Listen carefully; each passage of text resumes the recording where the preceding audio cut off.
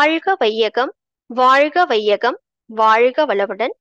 குரு வாழ்க, குருவே துணை. வாழ்க வையகம், வாழ்க வையகம், வாழ்க வளமுடன். குரு வாழ்க, குருவே துணை. உலக சமுதாய சேவா சங்கத்தினுடைய நிறுவனர் அருள் தந்தை வேதாத்ரி மகரிஷி அவர்களையும் வணங்கி, சங்கத்தினுடைய தலைவர் பத்மஸ்ரீ SKM ஐயா அவர்களை வணங்கி, பல்வேறு இயக்குநர்கள், இயக்குநர்கள் மற்றும் மண்டலத்தில் பொறுப்பாற்றி அறக்கட்டளையில் பல்வேறு பொறுப்பை ஏற்று இந்த வேதாத்திரியத்தை உலகம் முழுவதும் பரப்பிக் கொண்டிருக்கக்கூடிய அனைத்து நல்ல உள்ளங்களையும் மனமாற வணங்கி இந்த சிந்தனைக்கு செல்ல இருக்கலாம். நண்பர்களே, மனவள கலை ஒரு வேதாந்தமா சித்தாந்தமா? இந்த சிந்தனை எல்லாம் வல்ல இறையருளும் குரு அவர்களுமே சூக்குமாக இறைந்து நமக்கு சிறப்பித்து தருவாராக. வாழ்க வளமுடன். அறிமுகம் செய்த பேராசிரியர் சசிகலா அம்மா அவர்கள் மிக இனிமையான குரலில் வேதாந்தம் சித்தாந்தம் என்ற ஒரு கவியை நமக்கு பாடி காட்டினார்கள், விளக்கமும் கொடுத்து விட்டார்கள். அவர்களுக்கும் இந்த தருணத்தில் மனமாற நன்றிகளை பாராட்டி நம்முடைய சிந்தனைக்கு செல்லலாம். வாய்ஸ் கிளியரா இருக்குங்களா? வாய்ஸ் கிளியரா இருக்குங்க ஐயா. சரிங்க. ஸ்கிரீன் தெரியுது இல்லைங்களா? ஸ்கிரீன் தெரியுதுங்க ஐயா. ஸ்கிரீன் தெரியுதுங்க ஐயா. வாழ்க வளமுடன், வாழ்க வளமுடன். வேதாந்தம் சித்தாந்தம். அப்போ முதல்ல வேதாந்தம் என்றால் என்ன, சித்தாந்தம் என்றால் என்ன, முதல்ல அதை நம்ம பார்க்க இருக்கின்றோம். பிறகு எது பெரியது, வேதாந்தம் பெருசா இல்ல சித்தாந்தம் பெருசா, எது பெருசு அப்படின்னு பார்க்க இருக்கின்றோம். அதற்கு பிறகு மனவளக்கலை எந்த பாதை, வேதாந்த பாதையா இல்லது சித்தாந்த பாதையா, மகரிஷி என்ன சொல்றாங்க, என்ன கொடுத்திருக்காங்க என்பதையெல்லாம் விரிவாக பார்க்க இருக்கின்றோம். சோ வேதாந்தம், ஒரு கவிஞர் சொல்றாங்க, வேதாந்தம் எனும் மரத்தில் காய்த்த பழுத்த கனியே சித்தாந்தம் அப்படின்றாங்க. அப்போ ஒரு மரம் வளர்ப்பது கனிக்காக தான்.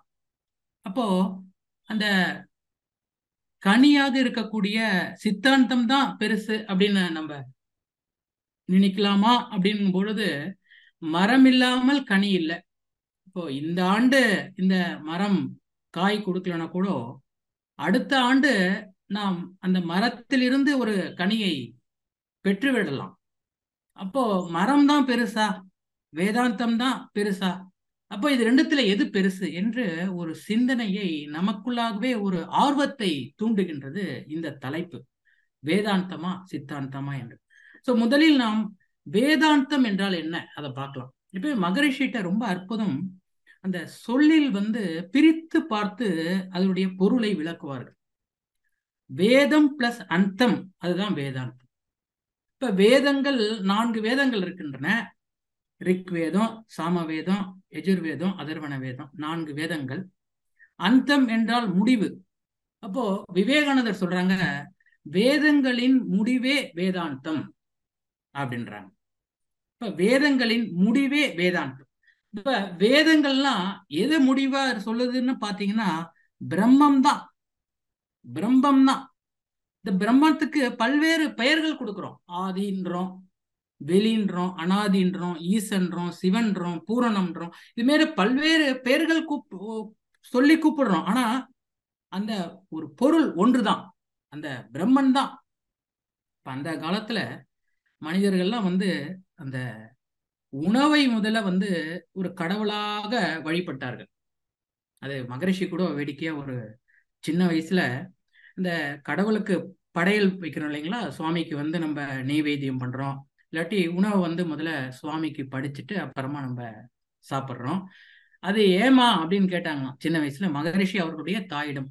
அப்போ இல்லப்பா, படைச்சிட்டு தான் சாப்பிடணும், அதுதான் நம்மளுக்கு பிரசாதமா கிடைக்குது அப்படின்னு சொல்லும் பொழுது ஐயா சொன்னாங்களாம், அம்மா நம்ம உணவை பிரதானமாக வழிபட வேண்டும், வணங்க வேண்டும், தெய்வமாக கருத வேண்டும் என்ற ஒரு கருத்தினை கூறுவதற்காகவே அந்த காலத்தில் இத மாதிரி சொல்லியிருப்பாங்க அப்படின்னு சொல்லியிருக்காங்க மகரிஷி அவர்கள். அதே மாதிரி அந்த பொங்கல் பண்டிகை அன்று அந்த சூரிய பகவானுக்கு உப்பு இல்லாம சமைச்சிருப்பாங்க. ஆமா, அப்ப வந்து கேட்பாங்க, என்னம்மா உப்பு போட மறந்துட்டீங்களா அப்படின்னு. அப்ப சொல்லுவாங்க, அம்மா இல்ல, நம்ம சூரிய பகவானுக்கு படைக்கும் பொழுது உப்பு போடக்கூடாதுப்பான்னு சொல்லுவாங்க. அப்ப ஐயா வேடிக்கையா சொன்னாங்களாம், யாரோ ஒரு மாமியார் ஒரு முறை சமைக்கும் போது உப்பு போட மறந்துருப்பாங்க. மருமகள்கிட்ட எப்படி ஒத்துக்கிறது? அந்த தன்முனைப்பை மறைப்பதற்காக சூரிய பகவானுக்கு படைக்கும் பொழுது உப்பு போடக்கூடாதுன்னு சொல்லியிருப்பாங்க. அந்த மருமகள் மாமியாரா மாறின பொழுது அவர்களுடைய மருமகளுக்கு இந்த சூரிய பகவானுக்கு படைக்கும் போது நம்ம உப்பு போடக்கூடாது அப்படின்னு சொல்லி வழக்கத்துல வந்திருக்குமான்னு சொல்லி சிரிச்சாங்களாம். அன்னைக்கு எல்லாரும் நகைச்சுவையா சிரிச்சிருக்காங்க அம்மாலாம். சோ அந்த அந்த தத்துவம் பார்த்துட்டு அம்மா அடுத்த ஆண்டு வந்து உப்பு போட்டு சமைச்சேன்னு சொல்லியிருப்பாங்க ஐயா. சோ அந்த பண்டை காலத்தில் முதலில் உணவை நாம் பிரதானமாக தெய்வமாக வழிபட்டு வந்தார்கள். பிறகு அந்த உணவு எதனால வந்திருக்கு? மண்ல இருந்து விவசாயம் செய்துதான் வந்தது. அதனால மண்ணை அவர்கள் தெய்வமாக வணங்கினார்கள். அதுதான் என்ன சொன்னாங்க, பூமி தாயே அப்படின்னு சொன்னாங்க. அத வந்து பூமா தேவி அப்படின்னு வணங்கினாங்க. அப்புறமா இன்னும் கொஞ்சம் சிந்தித்து பார்த்தார்கள், மண்ணு மட்டும் இருந்தா பத்தாதே, நமக்கு நீர் வேண்டும், காற்று வேண்டும், நெருப்பு வேண்டும். அப்ப இந்த பஞ்சபூதங்கள் தான் தெய்வம் அப்படின்னு சொல்லிட்டு நீண்ட நாட்களாக அதுதான் வணங்கினாங்க. அதனால நம்ம மரபுல கூட பாத்தீங்கன்னா ஒரு இப்படி சூடம் ஏத்துறது, இல்லாட்டி வந்து நீர் விளையாடுறது, இதெல்லாம் பஞ்சபூத தத்துவத்தை ஒட்டி தான் இருக்கும். அதை நம்ம புரிஞ்சுக்கணும்ன்ற ஒரு தத்துவத்தை விளக்குவதற்காகவே கொடுக்கப்பட்டதுதான் இந்த இந்த இந்த வழிமுறைகள் எல்லாம், இந்த பழக்க வழக்கங்கள் எல்லாம். அப்போ அதை பஞ்சபூதங்கள்னு சொல்லிட்டு வந்தாங்க. பிறகு பல லட்ச ஆண்டுகளுக்கு பிறகு மீண்டும் சிந்தித்து சிந்தித்து இந்த பஞ்சபூதங்களுக்கெல்லாம் மூலம் என்ன அப்படின்னு யோசிச்சாங்க. அது வந்து பிரம்மன், வெட்ட வெளி அப்படின்னு தெளிவான ஒரு முடிவு எடுத்துட்டாங்க. இத மகரிஷி அவர்கள் வேதாந்தம் அப்படின்றதுக்கு விளக்கம் சொல்றாங்க பாருங்க. பண்டைய நாளில் மனிதர்களின் வாழ்வில் பசி தீர்க்கும் உணவை இறை என மதித்து கொண்டார்கள். பின் ஆய்ந்து ஆகாரத்தை கொடுக்கின்ற பூமியையே இறைவன் என்றார்கள் கண்டார்கள். நீர், அனல், காற்று, அணு இவற்றை கருத்து ஊன்றி ஒவ்வொன்றாய் மேலும் மேலும் விண்டார்கள். வெட்ட வெளி முடிவு என்று விரித்து உரைத்த தொகுப்பே வேதாந்தமாம் அப்படின்னு ரொம்ப அழகா மகரிஷி அவர்கள் விளக்குறாங்க. இப்ப வேதாந்தம் என்பது ரொம்ப தெரியும், அதுதான் சர்வம் சிவமயம். ஆதி என்ற பிரம்மம் அது கடல் போல் ஒன்று, அதில் எழுந்த ஜீவன் எல்லாம் அலை போலாகும். பேதமுடன் அலைகள் அவை விரிந்த போதும் பிரியாது கடலை விட்டு. பேதமுடன்னா ஒவ்வொன்றும் ஒவ்வொரு விதமா தான் இருக்கிற மாதிரி தெரியுது, ஆனா அந்த கடலை விட்டு பிரியாது, அந்த ஆதியை விட்டு பிரியாத ஒரு பிறப்பு. பல்வேறு கருமையமா இருந்தாலும் அது ஒன்றுதான் அப்படின்னு மகரிஷி உணர்த்துறாங்க அந்த பாடல்ல. இந்த இறைநிலை தவத்துல கூட இறுதியில இதே கருத்தை சொல்லுவாங்க. நாள் தவறாமல் இந்த தவத்தை ஏற்றி வந்தால் இறைநிலையே பிரபஞ்சமாக தன்மாற்றம் பெற்ற பேர் உண்மையையும் அதையே தானுமாக இயக்கக்கூடிய காட்சியும் அகத்துணர்வாக நிலைத்து விடும் அப்படின்னு சொல்லுவாங்க. அப்போ இந்த பிரம்மன் அது பஞ்சபூதங்களா இருந்து வந்தது, அதுல இருந்துதான் நம்ம மற்றதெல்லாம் தோன்றியது அப்படின்றதைய உணர்த்துது. என்றும் அழியாமை எங்கும் நிறைவாகி நின்றது பிரம்மமடி, குதம்பாய் நின்றது பிரம்மமடி, குதம்பை சித்தர் சொல்றாங்க. அப்போ இந்த வேதாந்தம் என்பது என்னன்னு தெரியுது. இந்த வேதங்களின் முடிவே வேதாந்தம்னு தெரிஞ்சுக்கிட்டோம். அது என்னன்னா பிரம்மன் அப்படின்றது தெரிஞ்சுக்கிட்டோம். இதை உணர்ந்தவர்கள், ஈசனை உணர்ந்தவர்கள் என்ன பண்ணாங்கன்னா ஒரு பாட்டு மூலமாகவோ ஒரு கவிதை மூலமாகவோ இல்லாட்டி வந்து ஒரு எழுதி ஒரு பாடலா எழுதி ஓதி உணர்த்துனாங்க பாருங்க, அதுதான் வேதம். வேதம்ன்றாங்க மகரிஷி. இந்த வேதம்க்கு என்ன விளக்குறாங்க, இயற்கையே ஈஸ்வரனாய் எல்லாமாய் தானுமாய் இருக்கு நிலைன்னு ஒண்ணு இருக்கு, இயக்க நிலைன்னு ஒண்ணு இருக்கு. அது என்னன்றதை நம்ம பார்ப்போம். இருக்கு நிலைன்னா வந்து அசையாம இருக்கக்கூடியது ஆதி. இயக்கம்னா அசைஞ்சிட்டா அது இயக்கமாயிடும். அப்ப எது இதெல்லாம் அணு முதல் அண்டபிண்டம் எல்லாமே இவற்றை தன் அகநோக்கு பயிற்சியினால் உள் உணர்ந்தோர் பரந்த நிலையை அறிவில் பாடும் பேசும் எழுதும் பல கருத்தும் வேதமே, வேதம் அதுதான் அப்படின்றார். வேதமாம். இப்ப வேதாந்தம், வேதம் என்பது என்ன என்பது தெளிவாக தெரிந்து கொண்டோம். இப்ப பிறகு சித்தாந்தம் என்ன? சித்தாந்தம் அதே மாதிரிதான். சித்தம் பிளஸ் அந்தம் இஸ் ஈக்வல் டு சித்தாந்தம். சித் என்றால் உயிர். அப்போ உயிரினுடைய முடிவு தான் சித்தாந்தம். ரொம்ப தெளிவா தெரிஞ்சு. அப்ப உயிரினுடைய முடிவு என்ன, அதை நம்ம பார்க்கணும். அதுதான் சித்தாந்தம். இந்த சித்தர்கள் காட்டிய ஒரு வழி, சாதனை மார்க்கம். மகரிஷி சொல்லுவாங்க, கண்களை மூடி இருப்பது தியானம் அல்ல, உயிரை உணர்வதே தியானம். உயிரை உணர்வதே தியானம். அப்ப அந்த உயிரினுடைய முடிவு என்ன அப்படின்னு பாத்தீங்கன்னா அறிவுதான். அறிவேதான். அந்த அறிவேதான் தெய்வம் என்றார் தாயுமானார், அகத்ததுதான் மெய்ப்பொருள் என்று எடுத்துக்காட்டி அறிவதனை அறிவித்தார் திருவள்ளுவர். அறிவை அறிவதற்கு முறைகள் சொன்னார் அறிஞர் திருமூலர். அறிவில் ஆழ்ந்து ஆனந்த கவியாத்தார் ராமலிங்கர்.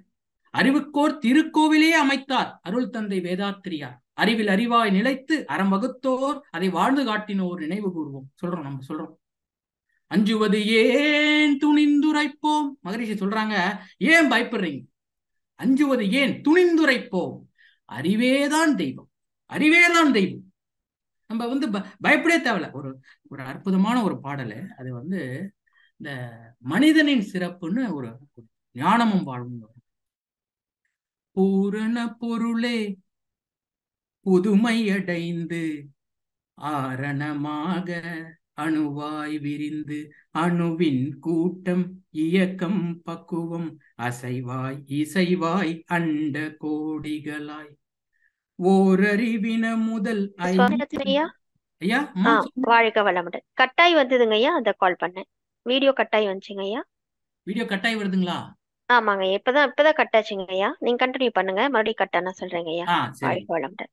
இந்த பாடல் பூரண பொருளே புதுமையடைந்து ஆரணமான அணுவாய் விரிந்து அணுவின் கூட்டம் இயக்கம் பக்குவம் அசைவாய் இசைவாய் அண்ட கோடிகளாய் ஓரறிவின முதல் ஐயறிவினம் வரை ஊனாம் உயிராய் உருவ பேதங்களாய் தானாய் விரிந்த தத்துவமாகிய சுவை முதல் ஐந்தையும் சுகிக்கவும் அறியவும் கர்ம ஞான கருவிகள் பெற்று அறிந்தும் வாழ்ந்தும் அரூப நிலையாம் ஆதி நிலையை அறிந்து முடிவுற எழுந்த வேகத்தால் எடுத்த வடிவம் அறிவின் நிலைகள் ஐந்துக்கும் அப்பால் அறிவின் உயர்வாம் ஆறாம் நிலையில் வந்து பிறந்து வாழ்வதே மனிதன் சிந்தனை அறிவின் சிறப்பே மனிதன். அழகான பாடலுங்க அது. அதுல சொல்லுவாங்க, மகரிஷி முடிக்கும் போது, பேரறிவாகிய பிம்பமே மனிதன், பேரறிவாகிய பிம்பமே மனிதன், அனைத்தும் அறிந்த பின் அறிவையும் அறிந்தான், ஆதி நிலையையும் அறிந்தே முடித்தான் அப்படின்னு அந்த பாடலை ரொம்ப என்ன சொல்றாங்க, அனைத்தும் அறிந்த பின் அறிவையும் அறிந்தான். இப்போ அந்த வேதாந்தியர்கள் என்ன பண்ணிட்டாங்கன்னா, மனமை சார்ந்த ஆராய்ச்சி இதுல ரொம்ப இன்வால்வ் ஆகல அவங்க. இந்த வேதாந்தியர்கள், சித்தாந்தியர்கள் மனதை தான் எடுத்துக்கிட்டாங்க. மனதை ஆராய்ந்து நுணுகி நுணுகி நுணுகி நுணுகி அந்த மனதினுடைய மூலம் என்ன? உயிர். உயிரினுடைய மூலம் என்ன? அறிவு. அலையிலே மனம், நிலையிலே இறை. இறைனா இங்க அறிவுதான்.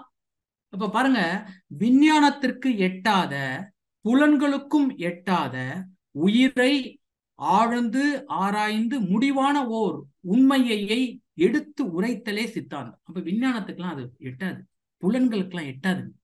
அந்த ஒரு விஷயத்த இந்த சித்தாந்தியர்கள் ஆராய்ந்தார்கள். அவர்கள் அதுதான் கொண்டு பண்ணாங்க. மனம் எதை நினைக்கிறதோ அதுவாகவே மாறும் நம்ம படிச்சிருக்கோம்.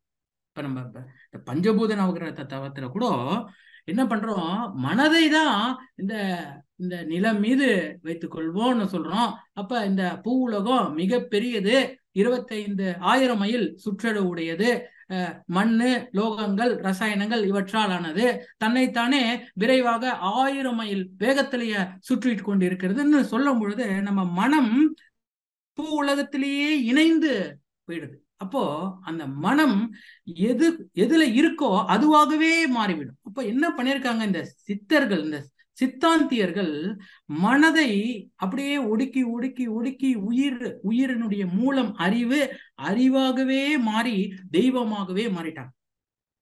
அப்ப அந்த தெய்வமாகவே மாறிட்டாங்க பாருங்க. அத வள்ளுவர் சொல்றாங்க. எப்படி சொல்றாங்கன்னா, ஐயப்படாது அகத்தது உணர்வானை தெய்வத்தோடு ஒப்பக்கொள்ளல் அப்படின்ற. ஐயப்படாது அகத்தது உணர்வானை தெய்வத்தோடு ஒப்புக்கொள்ளல். அவன் நீ ஒன்றாய் அறிந்த இடம் அறிவு முழுமை, அது முக்தி. அவ்வளவுதான். மகரிஷி ரொம்ப தெளிவா சொல்லிட்டாங்க. அதேதான் இந்த பஞ்சபூத நவகிரகத்துல தவத்திலேயே சொல்லுவாங்க, அந்த மெய்ப்பொருள் என்ற சுத்த வெளியிலே நமக்குள்ளாக கெட்டி பொருளாக உடல், இரத்த ஓட்டம், வெப்ப ஓட்டம், உயிர், இந்த 5 பௌதிக பிரிவுகளாக இயங்குவதை உணர்கின்றோம். இவை எல்லாவற்றையும் அறிவே ஆண்டு கொண்டிருப்பதை உணர்கின்றோம் அப்படின்றாங்க. இப்போ அந்த அறிவு தான் தெய்வமாக இருக்கிறது, அதுதான் நம்ம எல்லாத்தையும் இயக்கிக்கிட்டு இருக்கு என்பதை ரொம்ப ரொம்ப தெளிவா மகரிஷி அவர்கள் விளக்கியிருக்காங்க. இந்த சித்தாந்தம், அந்த சித்தாந்தத்துல என்ன சொல்றாங்க, அம்மா பாடுறதேதான் இந்த என்ன சொல்றாங்க, 3 விஷயம். என்னது? இருப்பு நிலையாக இருக்கக்கூடிய ஆதி தெய்வம், இயக்க நிலைன்னா அசைஞ்சா அது இயக்க நிலைக்கு வந்துடுது, அது அணு முதல் அண்ட பிண்டம் எல்லாம். அடுத்தது உணர்வு நிலையாக இருக்கக்கூடிய அந்த அறிவு. இம்மூன்றையும் பிரித்து பேசும் சித்தாந்தம். அம்மா பண்ணாங்க பாருங்க ரொம்ப அழகா. அதுதான் சித்தாந்தம்ன்றது, இதைதான் சொல்றாங்க. இப்ப நம்ம வேதாந்தம்னா என்னன்னு தெரிந்துக்கிட்டோம். அடுத்து சித்தாந்தம் என்றால் என்ன என்பதை தெரிந்து கொண்டோம். இப்ப வேதாந்தம்ன்றது அந்த உணவுல இருந்து ஆரம்பிச்சிடணும். மகரிஷி அந்த இன்சிடென்ட்டை நாம வச்சுக்கணும். அப்பதான் நம்மளுக்கு தத்துவத்தில் பிறழ மாட்டோம், கன்ஃபியூஸ் ஆகாது. அப்போ உணவு, மண்ணு மட்டும் இல்ல, பஞ்சபூதங்களுக்கு மூலமா இருக்கக்கூடிய பிரம்மன் அப்படின்னு சொல்றது வேதாந்தம். இந்த சித்தாந்தம்ன்றது மனதினுடைய ஆராய்ச்சியில் செல்றாங்க, அந்த உயிரினுடைய மூலம் அறிவு அப்படின்னு தெரிஞ்சுக்கிறோம். இதுதான் வேதாந்தம், சித்தாந்தம். இப்ப இதுல எது பெரியது?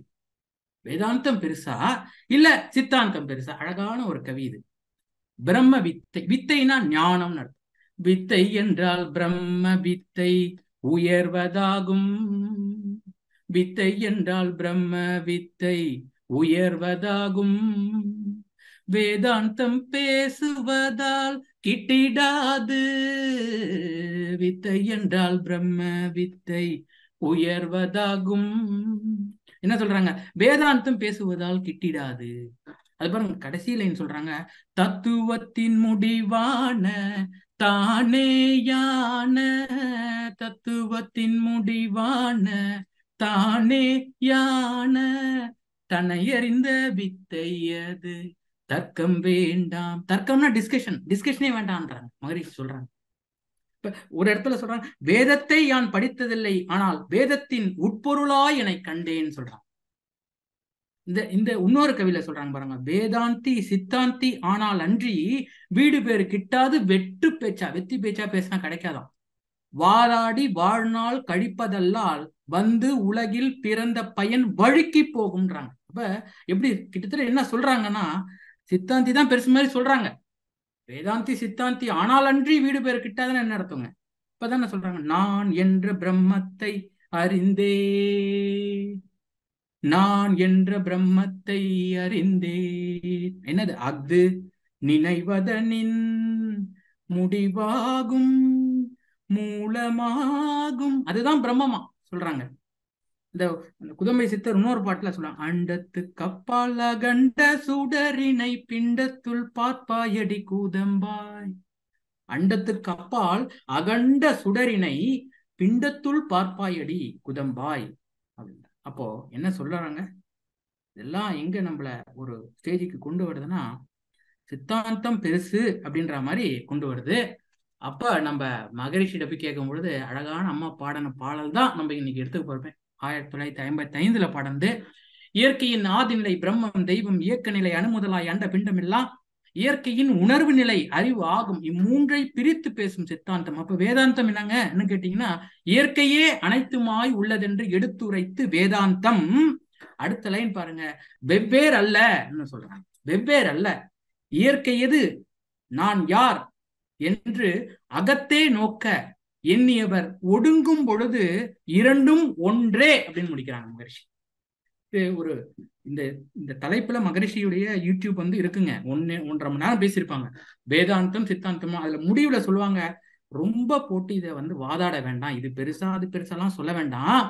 இறைநிலை உணர்ந்தவர்கள் பிறர் வளம் பறிக்க மாட்டார்கள், பிறருக்கு ஒத்தும் உதவியும் இருப்பார்கள், அன்பும் கருணையோடு இருப்பார்கள். இதெல்லாம் இந்த குணம் கொண்டவர்களாக இயல்பாக மாறிவிடுவார்கள். ரொம்ப அழகா முடிச்சிடறாங்க மகரிஷி அவர்கள். நான் இந்த கவியை படிக்கும்போது நம்ம 3ஆம் வகுப்புல படிச்ச ஒரு பாடலுங்க, ரொம்ப நல்ல அற்புதமான, சூரியன் வருவது யாரு, நாமக்கல் கவிஞர் அவரு, ராமலிங்க பிள்ளைன்னு. ரொம்ப அழகான ஒரு சின்ன வயதுல, அந்த பிஞ்சு வயதுல எவ்வளவு இறை தத்துவத்தையும் அறநெறியும் நம்மளுடைய மூதாதையர்கள், நம்மளுடைய முன்னோர்கள் நம்மளுடைய கருமையத்தில் பதிய வைத்திருக்கிறார்கள் என்பதை உணரும் பொழுது ரொம்ப நெகிழ்ச்சியாக இருக்கும். அந்த பாடல் ஒரு முறை நம்ம திருப்பி ரீக்ளைட் பண்ணலாம். எல்லாருக்கும் தெரிஞ்ச பாடல் தான். 3ஆவதுல சூரியன் வருவது யாராலே. ஒரு நாளாவது ரெஸ்ட் எடுத்துக்குதா இல்ல லீவ் போட்டுக்குதுங்களா? பர்ஃபெக்ஷனா இருக்கு. பேட்டர்ன், பிரிசிஷன், பர்ஃபெக்ஷன் சொல்றாங்க மகரிஷி அவர். அது மாதிரி எவ்வளவு துல்லியமாக வருகிறது. சூரியன் வருவது யாராலே, சந்திரன் திரிவதும் எவராலே, காரிருள் வானில் மின்மினி போல் கண்ணில் படுவன அவை என்ன, நேரிடி மின்னல் எதனாலே, பெருமழை பெய்வதும் எவராலே, யார் இதற்கெல்லாம் அதிகாரி, அதை நாம் எண்ணிட வேண்டாமோ கேக்குறாங்க. தண்ணீர் விழுந்ததும் விதை இன்றி தரையில் முளைத்திடும் புல் ஏது. ஒரு விதை போட்டாக்கா ஒரு பயிர் வருங்க, ஆனா மழை பெஞ்சதுன்னா விதை யாரும் போடல, ஆனா புல்லா வருது எப்படின்னு கேக்குறாரு.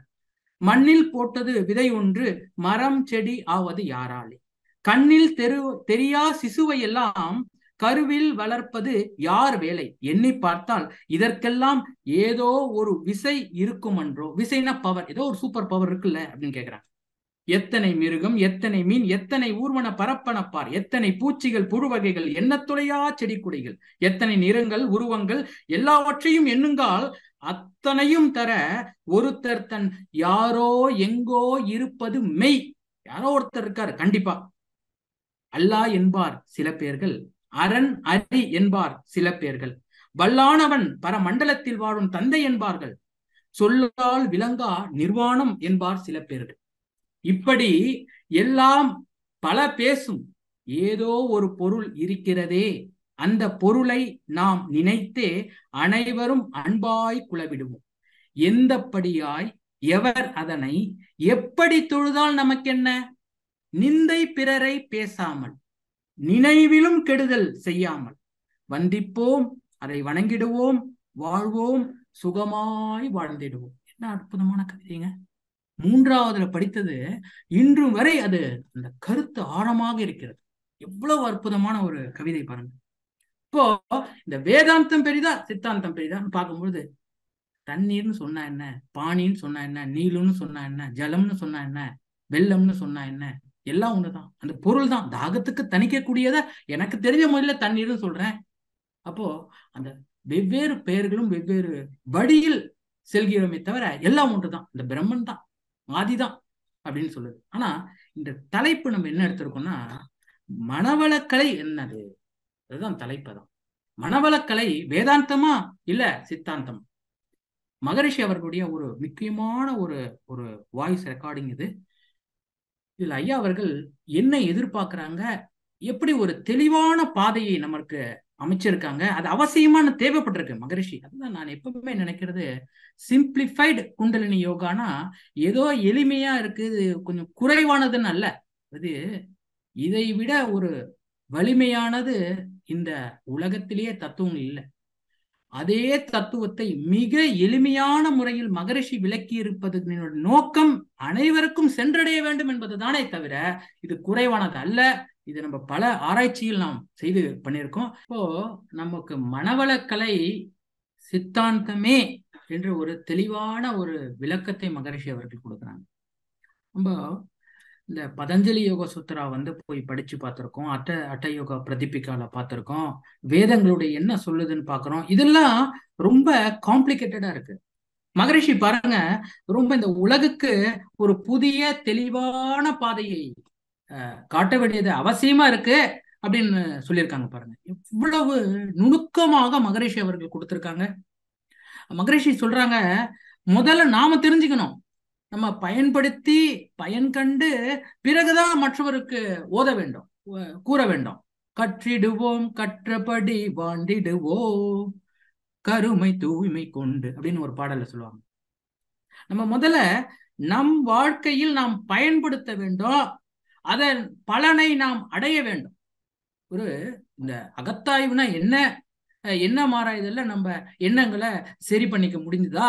இப்ப ஒரு நம்ம துணைவியார் ஒரு வெளியே போயிருக்காங்க, ஒரு போனே வரல, என்னவோ ஆயிருக்குமோ ஒண்ணுதான் எண்ணம் வருதே தவிர ஏன் அந்த எதிர்மறை எண்ணம் வருது? அது வரக்கூடாது இல்லைங்களா? அப்போ எண்ண மாறாயதிலேயே நம்ம பயிற்சி செய்ய வேண்டும். எண்ணத்தை எண்ணத்தால் எண்ணி எண்ணி எண்ணத்தின் இருப்பிடமும் இயல்பும் கண்டு இதெல்லாம் பண்ண என்னமா எண்ணம் என்ன ஆயிடும்னா எடுகின்ற எண்ணம் யாவும் நற்பயனாய் மாறும்ன்றாங்க. அப்ப எண்ணத்தை அந்த அளவுக்கு சரி செய்ய வேண்டும். மகரிஷி சொல்லுவாங்க, வேடி சினம் தவிர்த்தல் புக்கு படிச்சீங்களா, பயிற்சி பண்ணீங்களா, புக்கெல்லாம் வாங்கினீங்களான்னு கேட்பாங்களாம்.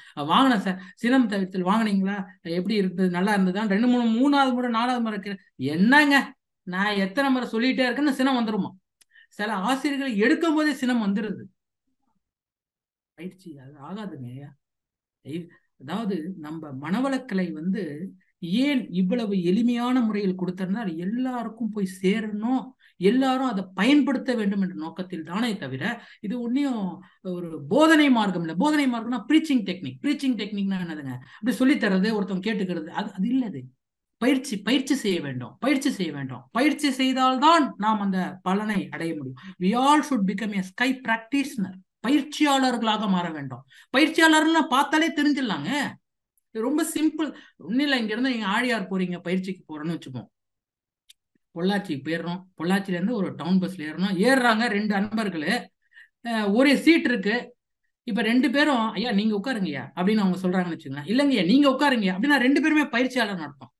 தப்புன்னு போய் ஒருத்தர் உட்காந்துட்டாருன்னா என்ன அர்த்தம்? அங்க பயிற்சி லேக்கிங்னு அர்த்தம். சிம்பிளா கண்டுபிடிச்சது. ஒருத்தர் சொல்றாங்க, ஒரு தவறா சொல்லிட்டாங்க, அதனால ஒன்னும் ஆயிடாது.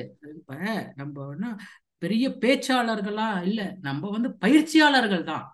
நமக்கு தெரிந்த விஷயத்த சொல்றோம். மகரிஷியோட தத்துவம் தான். அதை நம்ம ஏதோ நமக்கு தெரிந்த ஒரு புரிதலோட சொல்றோம், அவ்வளவுதான். அதுல வந்து குத்தம் சொல்றது இதெல்லாம் வேண்டாங்க. இதெல்லாம் இல்லைங்க. அந்த காலத்துல அற்புதமாக ஒவ்வொருத்தருக்கும் ஒரு அற்புதமா இருக்கும் மகரிஷி இருந்தது.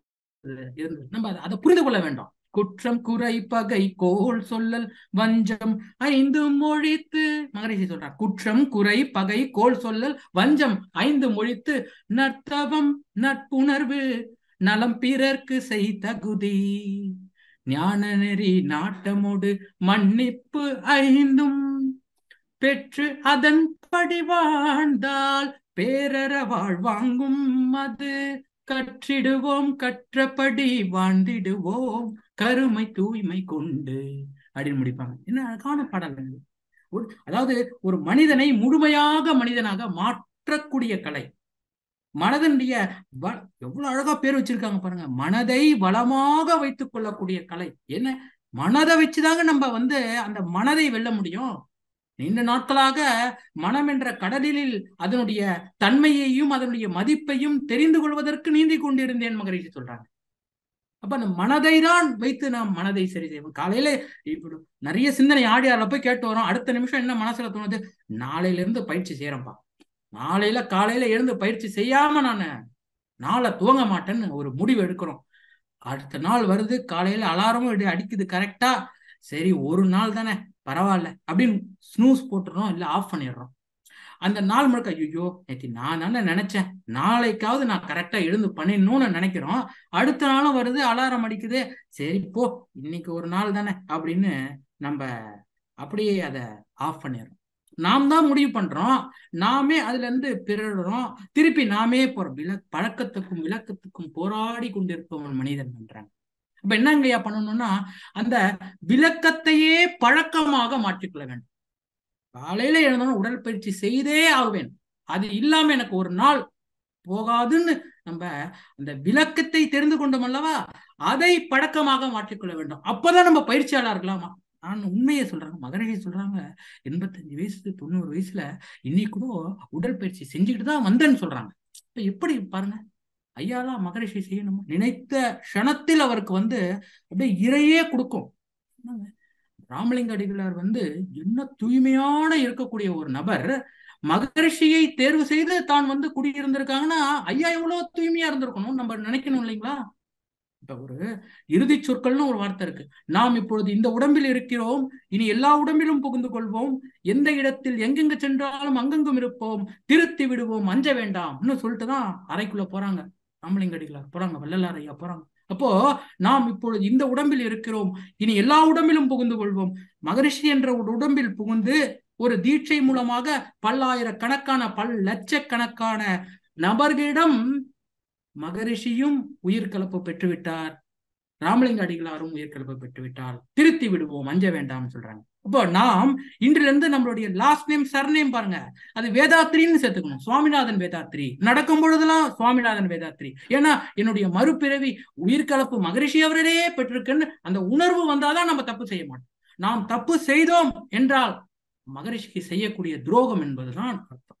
எல்லா இடத்துலையும் விழிப்பு. எனக்கு இன்னும் நல்லா ஞாபகம் இருக்கு, 2002 மகரிஷிட்ட பிரம்மஞானம் முடிச்சுட்டு வரும்போது ஐயா சொல்றாங்க, இந்த பிரம்மஞானம் என்ற விளக்க உங்ககிட்ட எல்லாம் கொடுத்துருக்கேன், அது அணையாம பத்திரமா எடுத்துட்டு போங்கப்பா அப்படின்னாங்க. ரொம்ப ஸ்லோவா போனா நாள் கலந்து போயிடுமா, வேகமா போனா விளக்கு அணைஞ்சிருமா, விழிப்பு நிலையோடு இருந்து செயல்படுங்கன்றாங்க. என்னங்க இந்த 2006 லாஸ்ட் வீடியோல சொல்றாங்க, எனக்கு என்ன வேணும், எனக்கு செய்ய வேண்டியதெல்லாம் நீங்க செஞ்சுட்டீங்களே, யாரை நம்பி, நம்மளதான் நம்பி தான் நாங்க விட்டுட்டு போயிருக்காங்க. இப்ப நம்ம அந்த பொறுப்பு உணர்வு வேண்டாமா, அதெல்லாம் நம்மளுக்கு அந்த அகங்காரம் தன்முனைப்பை வச்சுட்டு ஒரு ஸ்டேஜ் கூட போக முடியாதுங்க. அந்த பாதையே தவறான பாதையில போயிட்டு உட்காந்துருப்போம். இந்த பக்கம் எங்க சவுத்துக்கு போனோம்னு நினைச்சு நார்த்து பக்கம் போயிட்டு இருப்போம். தன்முனைப்பு இருக்கக்கூடாது. எப்படி ஏன் தன்முனைப்பு வருதுன்னா பயிற்சி இல்ல, அருகுணங்களை சீரமைக்காமல் நம்ம நம்ம படி பாருங்க, அழகா 5 படிநிலைகள் கொடுத்திருக்காங்க. உடல் நலம், மனவளம், நட்பு நலம். அகத்தாய்வு செய்ய செய்ய செய்ய அந்த நட்பு நலம் வலை இருக்கு பாருங்க, அப்படியே விரிவடைந்துகிட்டே போவோம். ஒரு ஸ்கை பிராக்டிஷனரை பார்த்தாலே கண்டுபிடிச்சிடலாம், பண்றாரா, பயிற்சி பண்றாரா, இல்ல வாயில சொல்றாரா அப்படின்னு கண்டுபிடிச்சு. முதல்ல முகவசியம் இருக்கணும். அந்த அவரை பார்த்தாலே ஒரு விதமான ஒரு இணக்கம் வரணும், ஒரு நட்பு வரணும், ஒரு சகோதரத்துவம் வரணும். ஜெகவசியம், நினைத்தது நடக்க வேண்டும். மகரிஷி சொல்லுவாங்க, அவன் நினைக்கிறதெல்லாம் நடக்கும், நல்லதையே நினைப்பார், நடக்க போவதையே நினைப்பார். 3மே சொல்லுவாங்க. அதெல்லாம் இயல்பாக அமைந்துவிடும். 3வது, சலனமற்ற மனநிலம் இருக்க வேண்டும். அப்படியே வேவரிங் மைண்ட் இல்ல. யோக சித்த விருத்தி நிரோதகான்றாரு. 3வது போடுறதே 3rd சூத்திரம், அத்த யோகானுசாசனம். அத இன்னும் யோகாவை பற்றி கற்க போகிறோம், பதஞ்சலி யோக சூத்திரால சொல்லுவாங்க. அப்படின்னா யோகானா என்னன்னா யோக சித்த விருத்தி நிரோதக. அப்ப யோகம்ன்றனா சித்தம் என்றால் புத்தி, விருத்தினா வேவரிங், நிரோதகனா நிறுத்திடணும். அப்ப எண்ணமற்ற நிலையே யோகா. அது இப்படி பண்ண என்ன சார் ஆகும், ததா திரஷ்டு ஸ்வரூபேவஸ்தானம். இந்த அந்த ஆத்மா இருக்கு பாருங்க, அதனுடைய மூலமாகவே அந்த இறையில் போய் இணைந்து விடும்னு சொல்றாங்க. இல்லைன்னா என்ன சார் ஆகும், விருத்தி சாரூபியமிதரத்ர, விருத்தி இங்கே இருந்துருமோ, இங்கேயே அலைந்து கொண்டு இருக்கும். இதைதானங்க மகரிஷி அவ்வளவு எளிமைப்படுத்தி சொல்லியிருக்காங்க. இப்ப உடல் நலம், மனவளம், நட்பு நலம், கருமை எத்துமை, பிரம்மஞானம், அழகான பாதை. ஒரு டாக்டர் ஆகணும்னு முடிவு பண்றீங்க, ஒரு மெடிக்கல் காலேஜ் போறீங்க, 5 ஆண்டுகள் படிக்கிறீங்க, வெளியில வரும்போது டாக்டர்னு சொல்லிடுறாங்க. ஒரு இன்ஜினியர் ஆகணும்னு முடிவு பண்றீங்க, இன்ஜினியரிங் காலேஜுக்கு போறீங்க, 4 ஆண்டுகள் படிக்கிறோம், இன்ஜினியர்னு சொல்லி வெளில வந்துடுறோம். ஒரு லாயர் ஆகணும்னு முடிவு பண்றோம், லா காலேஜ் போறோம், 3 ஆண்டுகள் லாயர். எந்த காலேஜுக்கு போனா இவர் மனிதர்னு சொல்லி அனுப்புவாங்க, யார் கிரேட் பாயிண்ட் ஆவரேஜ் கொடுக்கணும், இவர் சிறந்த மனிதர்னு. ஏதாவது ஒரு காலேஜ் இருக்கா, மனவளக்கலை ஒரே காலேஜ் தான். இங்கே மனிதனை மனிதனாக மாற்றக்கூடிய கலை முதல் படி, அதுதான் தெய்வம், அடுத்ததுதான் பிரம்மஞானம். லாஸ்ட் துரியாதீத தவத்தை மிஞ்சின தவமே இல்லை. அதை எடுத்து நம்ம ஸ்டெப் பை ஸ்டெப்பா போகணும், ஸ்டெப் பை ஸ்டெப். அப்ப ஆக்னியில பண்றோம், என்ன அதனுடைய பலன்கள் அப்படின்னு நம்ம பார்க்கணும். சோ அப்படி ஒவ்வொன்று படிப்படியாக ஏறி செய்த வேண்டும். இந்த அறியாமை எனும் இருளை போக்குபவரே குருன்றாங்க. சொல்லுவாங்க குரு ஸ்லோகான்னு ஒண்ணு பேர் இருக்குங்க. அஜ்ஞான திமிராந்தஸ்ய ஞானாஞ்சன ஷலாக்கய சக்ஷுரும் மீலிதம் ஏன தஸ்மை ஸ்ரீ குருவே நமஹ. என்ன சொல்றாங்க? அஜ்ஞானம், according to Vedanta there is only one disease in this world. அது என்னன்னா அஜ்ஞானம், அறியாமை. எதற்காக தவறு செய்யறாங்க, எதற்காக பொறாம வருது, எதற்காக அவரிடம் எனக்கு கோபம் வருது? அஜ்ஞானம், அறியாமை. அஜ்ஞானம் தான். திமிர்னா என்னது? இருள். அந்த பிளைண்ட் ஃபோல்டட், கண்களை மூடிக்கொண்டிருக்கின்றோம். அறியாமையின் இருளில் கண்களை மூடிக்கொண்டிருக்கின்றோம். ஞானாஞ்சன, அஞ்சனா ஆயில்மெண்ட். எதுக்கான ஆயில்மெண்ட்? ஞானாஞ்சன, ஞானத்துக்கான ஆயில்மெண்ட். ஷலாக்கயனா அந்த மெடிசினல் டூல். இப்ப ஒரு மெடிசன் போடுறதுக்கு சிரஞ்சு வச்சிருக்கோம் பாருங்க, அந்த மாதிரி அந்த ஷலாக்கய. சக்ஷுலும் மீலித்தம், சக்ஷுன கண்ணு. இந்த கண்களை திறப்பதற்காக வந்தவர் தான் நம்மளுடைய குரு. அவருடைய பாதத்தில் நான் வணங்கி என்னுடைய சமர்ப்பிக்கின்றேன். சாலிடேஷன்ஸ் டு தி குரு அப்படின்னு சொல்றாங்க. இவ்வளவு டீப்பா எக்ஸ்பிளைன் பண்ண முடியுமா? நம்ம மகரிஷி பாருங்க, அது மகரிஷிட்ட எளிமை, இன்னொன்னு அன்புங்க. அருள் தந்தையை தவிர தாய் உள்ளம் கொண்டவருங்க அவர் சொல்றாரு, எந்த வினையும் தான் பரவாயில்லப்பா, அப்பா அம்மா தப்பு பண்ணிட்டாங்களா, பாவம் வினை, பாவம் கஷ்டப்படமா வச்சிருக்கியா, தீவினை வச்சிருக்கியா, கவலைப்படாத, எல்லா வினையும் அறுத்துடலாம். அறுத்துட்டு அந்த எல்லா மெய்ப்பொருளை அடையலாம், கவலையப்படாதீங்க சொல்றாங்க பாருங்க. இந்த குருவின் சேர்க்கை. தந்தை தாய் உயிரும் ஒன்று சேர்ந்து தழைத்தொரு உடலாகி உலகில் வந்தேன். அந்த உயிர் வினைகள் அறமோ மற்றோ அளித்த பதிவுகள் எல்லாம் என் சொத்தாச்சே. இந்த அரும் பிறவியில் முன்வினை அறுத்து எல்லையில்லாமை பொருளை அடைவதற்கு வந்த ஒரு உதவி குரு உயிரின் சேர்க்கை. வணங்கி குரு திருவடியை வாழ்த்தி வாழ்வோம். என்ன அற்புதமா சொல்லியிருக்காங்க. அதனால நம்ம பிறப்பினுடைய நோக்கமே என்ன தெரியுங்களா? வினைகளை எல்லாம் அறுத்து கொண்டு கருவழியே எனக்கு ஏதும் பிறவி தொடர் இல்லைன்றாங்க. மாதிரி சொல்றாங்க, ஒரு பாடல சொல்றாங்க. அந்த இறைநிலை அடைவதுதான். அப்ப அந்த தெய்வத்தோட எப்படி நம்ம சேரது?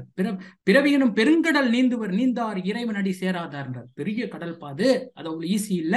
நீந்த தெரிஞ்சவங்க மட்டும்தான் அந்த இறைவனிடம் சேர முடியும்ன்றாங்க. இன்னொரு ஸ்லோகம், இப்பெருமை இயல்பூக்க நியதியாகும் எவர் ஒருவர் குருவை மதித்தொழுகினாலும். இப்பெருமை இயல்பூக்க நியதியாகும் எவர் ஒருவர் குருவை மதித்து ஒழுகினாலும். தப்பாது குரு உயர்வு மதிப்போர் தம்மை தரத்தில் உயர்த்தி பிறவி பயனை நல்கும். தரத்தில் உயர்த்தி பிறவி பயனை நல்கும் அப்படின்னு முடிப்பாங்க.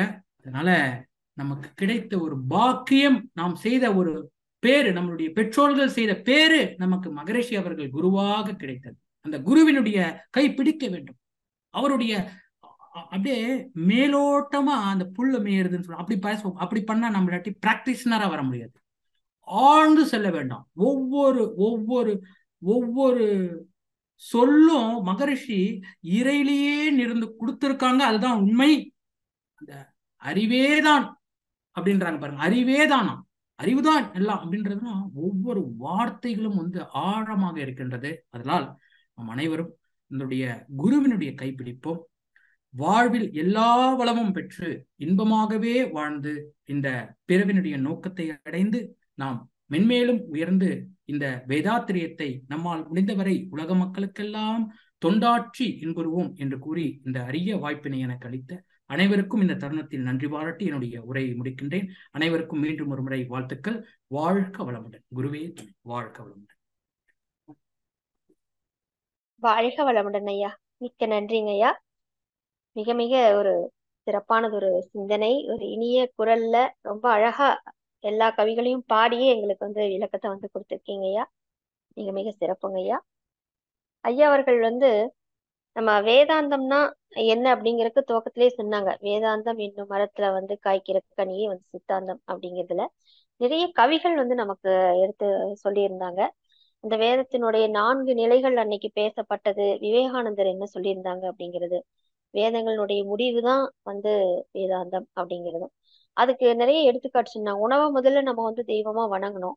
அடுத்து ஒரு ஒரு விஷயமா நம்ம வந்து பகுத்து பகுத்து பார்த்திருக்கிறோம். அது எல்லாமே நம்ம வந்து தெய்வமா வணங்கி இருக்கிறோம் அப்படிங்கறது துவக்கத்துல சொன்னாங்க. நிலம், நீர், நெருப்பு, காற்று, அந்த பஞ்சபூதங்களை வணங்கணும். மீண்டும் அதையெல்லாம் வந்து ஒரு தொகுப்பா பார்க்கும்போது அந்த ஆதிநிலை பிரம்மம் தான் அனைத்துக்கும் காரணம் அப்படிங்கிறத ரொம்ப எளிமையா நமக்கு முதல்ல சொன்னாங்க. அப்ப அந்த குதம்பை சித்தர் பாடலையும் நமக்கு வந்து எடுத்து விளக்குனாங்க. அதுல வந்து வேதங்களின் உடைய முடிவு தான் வந்து வேதாந்தம் அப்படிங்கிறது. அந்த பிரிச்சு பார்க்கும்போது வேதம் கூட்டல் அந்தம், அந்தம் அப்படிங்கிறது முடிவு. அதே போல சித்து கூட்டல் அந்தம் அப்படிங்கிறது அந்த உயிர் ஆகனுடைய அந்த முடிவு தான். அது எந்த முடிவு அப்படின்னா அறிவு தான் அப்படிங்கிறது இன்னைக்கு நமக்கு வந்து ஒரு தெளிவான ஒரு விளக்கம் வந்து கிடைச்சிருக்கு. அப்ப அந்த அறிவை கொண்டுதான் நாம ஒட்டுமொத்தமாக நம்ம செயல்பட வேண்டும். அதுதான் மனவளக்கலையில அந்த அறிவை வந்து நாம எப்படி நம்மளுடைய வாழ்வாதாரத்துக்கு, உடல் நல மனவளத்துக்கு சிறப்பாக மகிழ்ச்சியாக மக்கள் எல்லாம் ஒன்று கூடி சிறப்பாக வாழ்வதற்கு இந்த மனவளக்கலை எவ்வாறு நமக்கு உதவுது அப்படிங்கிறது தான் இவ்வளோ நேரமா ஐயா அவர்கள் நமக்கு பல கவிகள் மூலமாக நமக்கு வந்து எடுத்துரைத்திருக்காங்க. அதுல அஞ்சுவதேன் துணிந்துரைப்போம் அப்படிங்கிற அந்த கவியும், மறைபொருளாக உள்ள அந்த உயிர் மனம் இவற்றையெல்லாம் வந்து விஞ்ஞானம் மூலமாகவும் புலன்களுக்கு எல்லாம் எட்டாத ஒரு விஷயத்தை வந்து அந்த சித்தாந்தியர்கள் வந்து உணர்ந்து எடுத்து சொல்லப்பட்ட விஷயங்கள் எல்லாம் நாம் இன்னைக்கு ஆய்வுகளாக எடுத்து இந்த மனவளக்கலை மூலமாக நம்முடைய வாழ்வாதாரத்துக்கு எப்படி பயன்படுத்திக்கிறோம். அது வந்து இரண்டொழுக்க பண்பாடு பிரகாரமாக யாருக்கும் துன்பம் தரக்கூடாது, நம்மளும் வந்து துன்பப்படாம வாழணுங்கிற முறையில நம்ம குரு எப்படி வழி நடத்தி கொடுத்திருக்காங்கிறதையும் ஐயா அவர்கள் சொன்னாங்க. சோ அப்ப வந்து அந்த அறிவை வந்து அனைத்தையுமே வந்து ஆண்டு கொண்டிருக்கிறதுங்கிறது நம்ம புரிஞ்சுக்கணும்னு சொல்லியிருக்காங்க. இதுல பல கவிகள் ரொம்ப அற்புதமா சொல்லியிருந்தீங்க ஐயா. அந்த பிரம்ம வித்தை உயர்வா அந்த கவிதையாகட்டும், தர்க்கம் வேண்டாம்னு சொல்றது, வேதத்தை படித்ததில்லை அந்த கவியெல்லாம் படிக்கும்போது மகரிஷி அவர்கள் வேதத்தை படித்ததில்லைன்னு சொல்றாங்க. ஆனா இவ்ளோ விஷயங்கள் வந்து அந்த வேதத்துல இருந்து சாராம்சங்கள் எடுத்து கொடுத்திருக்காங்களே அப்படிங்கிற மாதிரி எவ்வளவு ஒரு ஞானம் பெற்ற ஞானிகள் வந்து நம்ம ஒரு குருவா பெற்றிருக்கிறோங்கிறதுல நம்ம ஒரு பெருமைக்குரிய ஒரு இடத்துல இருக்கோம். அதே போல நான் என்ற பிரம்மத்தை அறிந்தேன்ங்கிறது அடுத்த ஒரு கவியா நீங்க சொல்லியிருந்தீங்க. சோ அண்டத்துக்கு அப்பால் இருக்கக்கூடிய அந்த குதம்பை சித்தருடைய கவி. அப்ப அந்த சூரியன் வருவது யாராலே அதுல இருக்கக்கூடிய இந்த எல்லா கவிகளையுமே நம்ம நோட் பண்ணி வச்சு மீண்டும் ஒரு முறை நாம அதை எடுத்து அந்த கவியை வந்து படிக்கும் போதுதான் ஐயா இவ்வளவு நேரம் என்ன சொல்லியிருக்காங்க அப்படிங்கிறது நமக்கு வந்து நல்ல ஒரு தெளிவுபட புரியும். அது போல எது பெரியது அப்படிங்கிற தண்ணின்னு சொன்னாலும் பானின்ற எல்லாம் ஒண்ணுதான். சோ இதுல பெரியது சிறியது என்பது ஒண்ணு இல்லைன்ட்டு மிக அற்புதமா அருட்தந்தைகளுடைய வாய்ஸ் ரெக்கார்டிங் போட்டது சிறப்புங்கய்யா. அதுல வந்து அந்த சாதனை மார்க்கம் பற்றி அருட்தந்தை அவர்கள் வந்து இந்த உடல் மனம் நல்ல வாழ்க்கை இது எல்லாருக்கும் நமக்கு கொடுக்கக்கூடிய அந்த பயிற்சி தான் நமக்கு வந்து முக்கியம் அப்படிங்கறத சொல்லியிருந்தீங்க. சோ இது வந்து ஒரு போதனை மார்க்கம் அல்ல. இது நம்ம வந்து இது ஒரு பயிற்சி மார்க்கம். பயிற்சி செஞ்சு செஞ்சு அதுல நம்ம பயன்பெற்றுதான் அடுத்தவங்களுக்கு நாம அந்த பயிற்சி வந்து கொடுக்கணும். அதுதான் சிறப்புங்கிறதையும் வலியுறுத்தி சொல்லியிருக்கீங்க. அதுக்கு எடுத்துக்காட்டு சொன்னீங்க. பஸ்ல சீட்டுக்கு இடம் கொடுத்துக்கிட்டா ஓகே, சண்டை பிடிச்சிட்டு இருந்தா அங்க பயிற்சி இல்லைங்கிறது நமக்கு தெரிய வரும். சோ குற்றம் குறை கூற வேண்டாம் அப்படிங்கறத சொல்றீங்க. அது வள்ளல் பிரான் சொல்லப்பட்ட வாக்கியங்கள். மேலும் வந்து உங்களுடைய பெயரோட அந்த வேதாத்திரியை நீ இணைத்துக்கிட்டு அது சொன்னப்பட்ட அது உணர்வுபூர்வமா இருந்ததுங்க ஐயா. அத தவறு செய்யக்கூடாது அப்படிங்கறத ஒண்ணு 2002 பிரம்ம ஞானத்துல உங்ககிட்ட ஒரு விளக்கு கொடுத்திருக்கேன். அதை அணியாம பத்திரமா எடுத்துட்டு போங்கங்கிறது அந்த இடத்துல விழிப்பு நிலையோட நம்ம செயல்படணும். அயரா விழிப்போட இருக்கணுங்கிறத சொன்னீங்க. சோ உடல் நலம் நட்பு நலம் பேணணும் அப்படிங்கிறது ஜகவசியம் வேணும். அப்ப நடக்க போவதையெல்லாம் நான் முன்கூட்டியே வந்து நம்மளால தெரிஞ்சுக்க முடியும். சலனமற்ற ஒரு நிலையா இருக்கணும். நினைத்தது நடக்கும்.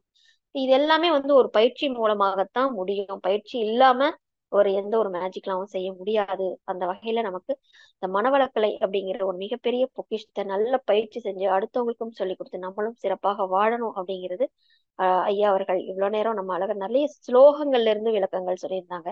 ஒரு வார்த்தைக்கும் இப்ப அந்த எண்ணமற்ற நிலையே யோகம் அப்படிங்கிற ஒரு வாக்கியத்தையும் கொடுத்திருந்தாங்க. சோ அந்த அறியாமை அப்படிங்கிற அந்த இருட்டுல இருந்து நம்ம வரணும் அப்படிங்கிறதும் எப்பொருளை எச்சையிலே அந்த பாடல் வந்து கேட்கும் போதே கண்ணு தண்ணி சொட்டு சொட்டா வருங்க ஐயா. அந்த பாடல் அது அப்படி அற்புதமான ஒரு கவி. சோ அதை நினைக்கும் போது நம்ம அருட்தந்தை அவர்களையே நம்ம நினைந்து நினைந்து நம்ம இந்த கவியை உள்ளூர்ந்த பாடும் பொழுதே அருந்ததி அவர்கள் நமக்குள்ளாக வரும் பொழுதே அந்த தன்மை நமக்குள்ளாக வருங்கிறத அந்த உணர்வு பூர்வமாவே நமக்கு அறியாத ஒரு கண்கள்ல நீர் வடியும். அற்புதமான கவிகள் எல்லாம் தேர்ந்தெடுத்து மிக அழகாக இதுல மனவளக்கலை சித்தாந்தமா வேதாந்தமாங்கிற ஒரு தலைப்புல மிக அற்புதமா கொடுத்திருந்தீங்க ஐயா. மிக்க நன்றிங்க ஐயா. வாழ்க வளமுடன். வாழ்க வளமுடன் ஐயா. வாழ்க வளமுடன். குருபிரானின் ஆசியும் அருளும் பொருளும் பெருகட்டும். நல்ல வேலை அமையட்டும், நல்லா உயர் புகழடையட்டும். வாழ்த்துக்கள். மிகச்சிறப்பான பேச்சு. அதை பாராட்டுறதுக்கு தான் இதை வாய்ப்பா பயன்படுத்திக்கிட்டேன். இந்த சாமிநாதன் புதுக்கோட்டையிலிருந்து, அந்த சாமிநாதன் கும்பகோணம் வச்சுக்குவோம். சென்னையில இருக்கீங்க இல்லையா? சுவாமிமலை சுவாமிநாதன் புத்தி சொன்னாராம் அப்பனுக்கே அப்படின்னு. அது மாதிரி நல்ல புத்தி. சமகால அரசியலுக்கான, சமகால அந்த அருள் துறைக்கான இன்றைய இந்தியா முழுவதும் தேவைப்படுகின்ற ஒரு பேச்சு இது. இதை நம்ம ஆங்கிலத்திலையும் முறையா எடுத்துட்டு போகணும். ஏன்னா பல குழப்பங்கள் இன்னைக்கு அரசியல் துறையிலையும் சரி, பொருளாதார துறையிலையும் சரி, மற்ற விஞ்ஞான துறைகள்லையும் அருள் துறை மேலிட்டு நிற்காததுனால வர்ற குறைபாடுகள். நான் கண்ணீரோட தான் சொல்றேன். அதனால இந்த மகரிஷி சொன்ன இந்த சித்தாந்தத்தை, இந்த சாதனை மார்க்கத்தை உலகங்களும் நாம எடுத்துட்டு போகணும். அதுதான் நம்மளோட சிறப்பான இதா இருக்கும். அதுதான் என்னோட கேள்வி. என்ன, இந்த சித்தாந்த வேதாந்தங்கிற இடத்துல ஏன் வேதாந்தம் வேண்டாம், வேதாந்தம் பேசுறதுனால கெட்டிடாது அப்படின்னு சொன்னாருங்கிற விளக்கம் இன்னும் கொஞ்சம். அப்ப என்னவா இருந்துட்டு வேதாந்தம் அப்படிங்கிற இடமும், சித்தாந்தத்திலையும் என்னவா குழப்பம் இருந்துச்சு அப்படிங்கிறதையும் கொஞ்சம் சிறிய விளக்கமாக சொல்லணும். கண்டிப்பா. ஏன் அந்த இடத்துல யூஸ் பண்ணிருக்கணும் அப்படின்னாக்கா, அந்த புரிதல் அந்த உணர்ந்து எழுதியவர்களிடம் இருந்து வழி வழியாக அது கொஞ்சம் மாறிடுச்சுங்கய்யா. அதனால என்ன ஆயிடுச்சு, அது கொஞ்சம் கொஞ்சமா மாறி மருவி அது நம்ம இருக்கக்கூடிய காலகட்டத்துல, மகரிஷி இருந்த காலகட்டத்துல அது என்ன அர்த்தத்தோட சொன்னாங்கன்னு தெரியாம போயிடுச்சு. அதனால மகரிஷி என்ன சொல்றாங்க, அந்த பாதையில நம்ம எதுக்கு அவ்வளவு குழப்பமாங்க. நான் கூட அந்த திருமூலர் நம்ம இதுல சொல்றாங்க, மூலமாம் குலத்தினில் முளைத்தெழுந்த கோரையேன்னு சொல்றாங்க. என்ன சொல்றீங்க சார்? தமிழ் படிக்க தெரியுது, என்ன சொல்ல வர்றீங்க? மூலமாம் குலத்தினில் முளைத்தெழுந்த கோரையை. அப்ப அந்த 4 கட்டு அரிப்பீரேன்றாங்க. அப்ப அந்த குளத்துக்கிட்ட அந்த கோரப்புல்லு வளர்ந்துருக்கு, அதை மாட்டுக்கு அறுத்துட்டு போவாங்க. அதை சொல்றோமான்னு பார்த்தா காயகல்ப கிளாஸ்ல, காயக்கல்ப பயிற்சியில கவியில போய் வச்சிருக்காங்க மகரிஷி. அப்ப அந்த மூலமாம் குலத்தினில்ன்றது நம்மளுடைய விந்து நாத பை, SVF tank, sexual vital fluid tank, அதுல இருந்து முளைத்தெழுகின்ற கோரையை, ஓஜ சக்தியை நாம் மேலே எழுப்ப வேண்டும். கோரை புல் போல நேரடியாக வர வேண்டும். இவ்வளவு விளக்கம் நமக்கு தெரியல. நம்ம ஒரு சமஸ்கிருதமா இல்ல தமிழான்றது இல்ல, அது விளக்குன அந்த மறைந்து இருப்பதனால் என்ன ஆகுது, அதை புரிந்துக்காம அப்படியே லைட்டா மாறி ஏதோ ஒரு ரீசனுக்காக ஸ்வாஹா ஸ்வாஹான்னு சொல்றாங்க. என்ன சொல்றாங்க? ஒவ்வொரு முத்திரையை சொல்றாங்க. அப்பா நான் ஸ்வாஹா.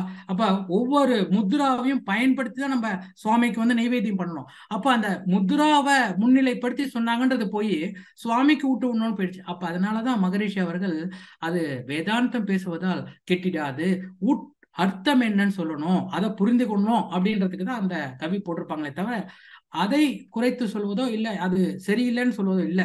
அந்த காலகட்டத்தில் அது மருவி கொஞ்சம் மாறிட்டதுனால என்ன சொல்றாங்க, அந்த அந்த இது வேண்டாம், இதுல நம்ம விளக்கம் தெளிவாக இருக்குது. அப்போ அதாவது நம்மளுக்கு நாம இருக்கு, ஏன் நம்ம முன்னாடி எல்லாம் கூடு விட்டு கூடு பாயிறது, அப்புறமா மணிப்பூர்ண தவம், இப்படிலாம் நிறைய இருந்தது நம்ம கத்துக்கிட்டு இருக்கும் போது. ஐயெல்லாம் ரொம்ப நீண்ட நாட்களாக என்ன நண்பர், அதனால தான் நான் ரொம்ப உரிமையோட சொல்றேங்க.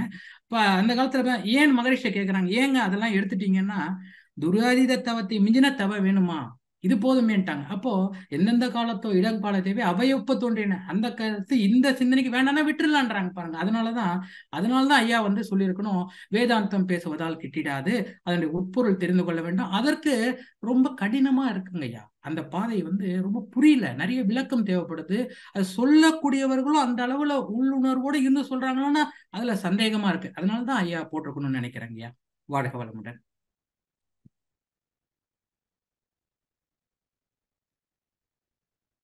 வாழ்க வளமுடன் ஐயா. வாழ்க வளமுடன் ஐயா. இது மைக் மியூட் ஆயிருக்கு, அன்மியூட் செய்துக்கோங்க ஐயா. வாழ்க வளமுடன். வாழ்க வளமுடன். மிகுந்த நன்றி, சிறப்பான விளக்கங்கள். மென்மேலும் உயர்ந்து இன்னும் உயர் புகழடைந்து எல்லா இடங்களுக்கும் வேதாத்திரியை கொண்டு போற பேராசிரியரா உயர்வோம். வாழ்க வளமுடன். நன்றி. நன்றிங்க ஐயா. வாழ்க வளமுடன். அடுத்த அன்பராக சந்திரானந்த ஐயா அவர்கள் அன்மியூட் செய்து ஐயாட்ட பேசலாங்க ஐயா. வாழ்க வளமுடன் அம்மா. வாழ்க வாழ்க வளமுடன். வளமுடன் அம்மா. பேசுங்கம்மா நான் ஐயாட்ட. பெங்களூர்ல இருந்து பேசுறேங்க ஐயா. ரொம்ப அருமையாக இருந்தது. நீங்க இந்த சின்ன வயசுலயே மகிழ்ச்சியுடைய தத்துவத்தை இவ்வளவு நல்லா புரிஞ்சுக்கிட்டு உலக மக்களுக்கெல்லாம் இன்னும் சீரும் சிறப்புமாக இருந்து தொண்டாற்றி இன்பம் காண்போம் என்று எங்களை போன்ற பெரியவர்களுடைய ஆசீர்வாதங்களும் மகிழ்ச்சியுடைய ஆசீர்வாதங்களும் என்றென்றைக்கும் உங்களுக்கு இருக்கட்டும் ஐயா. வாழ்க வளமுடன் ஐயா. வாழ்க வளமுடன். வாழ்க ரொம்ப வளமுடன். நன்றிம்மா. வாழ்க வளமுடன். வாழ்க வளமுடன். வாழ்க வளமுடன். கிருபாநிதி அம்மா அன்மியூட் செய்து ஐயாட்ட பேசலாங்கம்மா. சசிகலாமா வாழ்க வளமுடன். ஐயா வாழ்க வாழ்க வளமுடன். வளமுடன் ஐயா.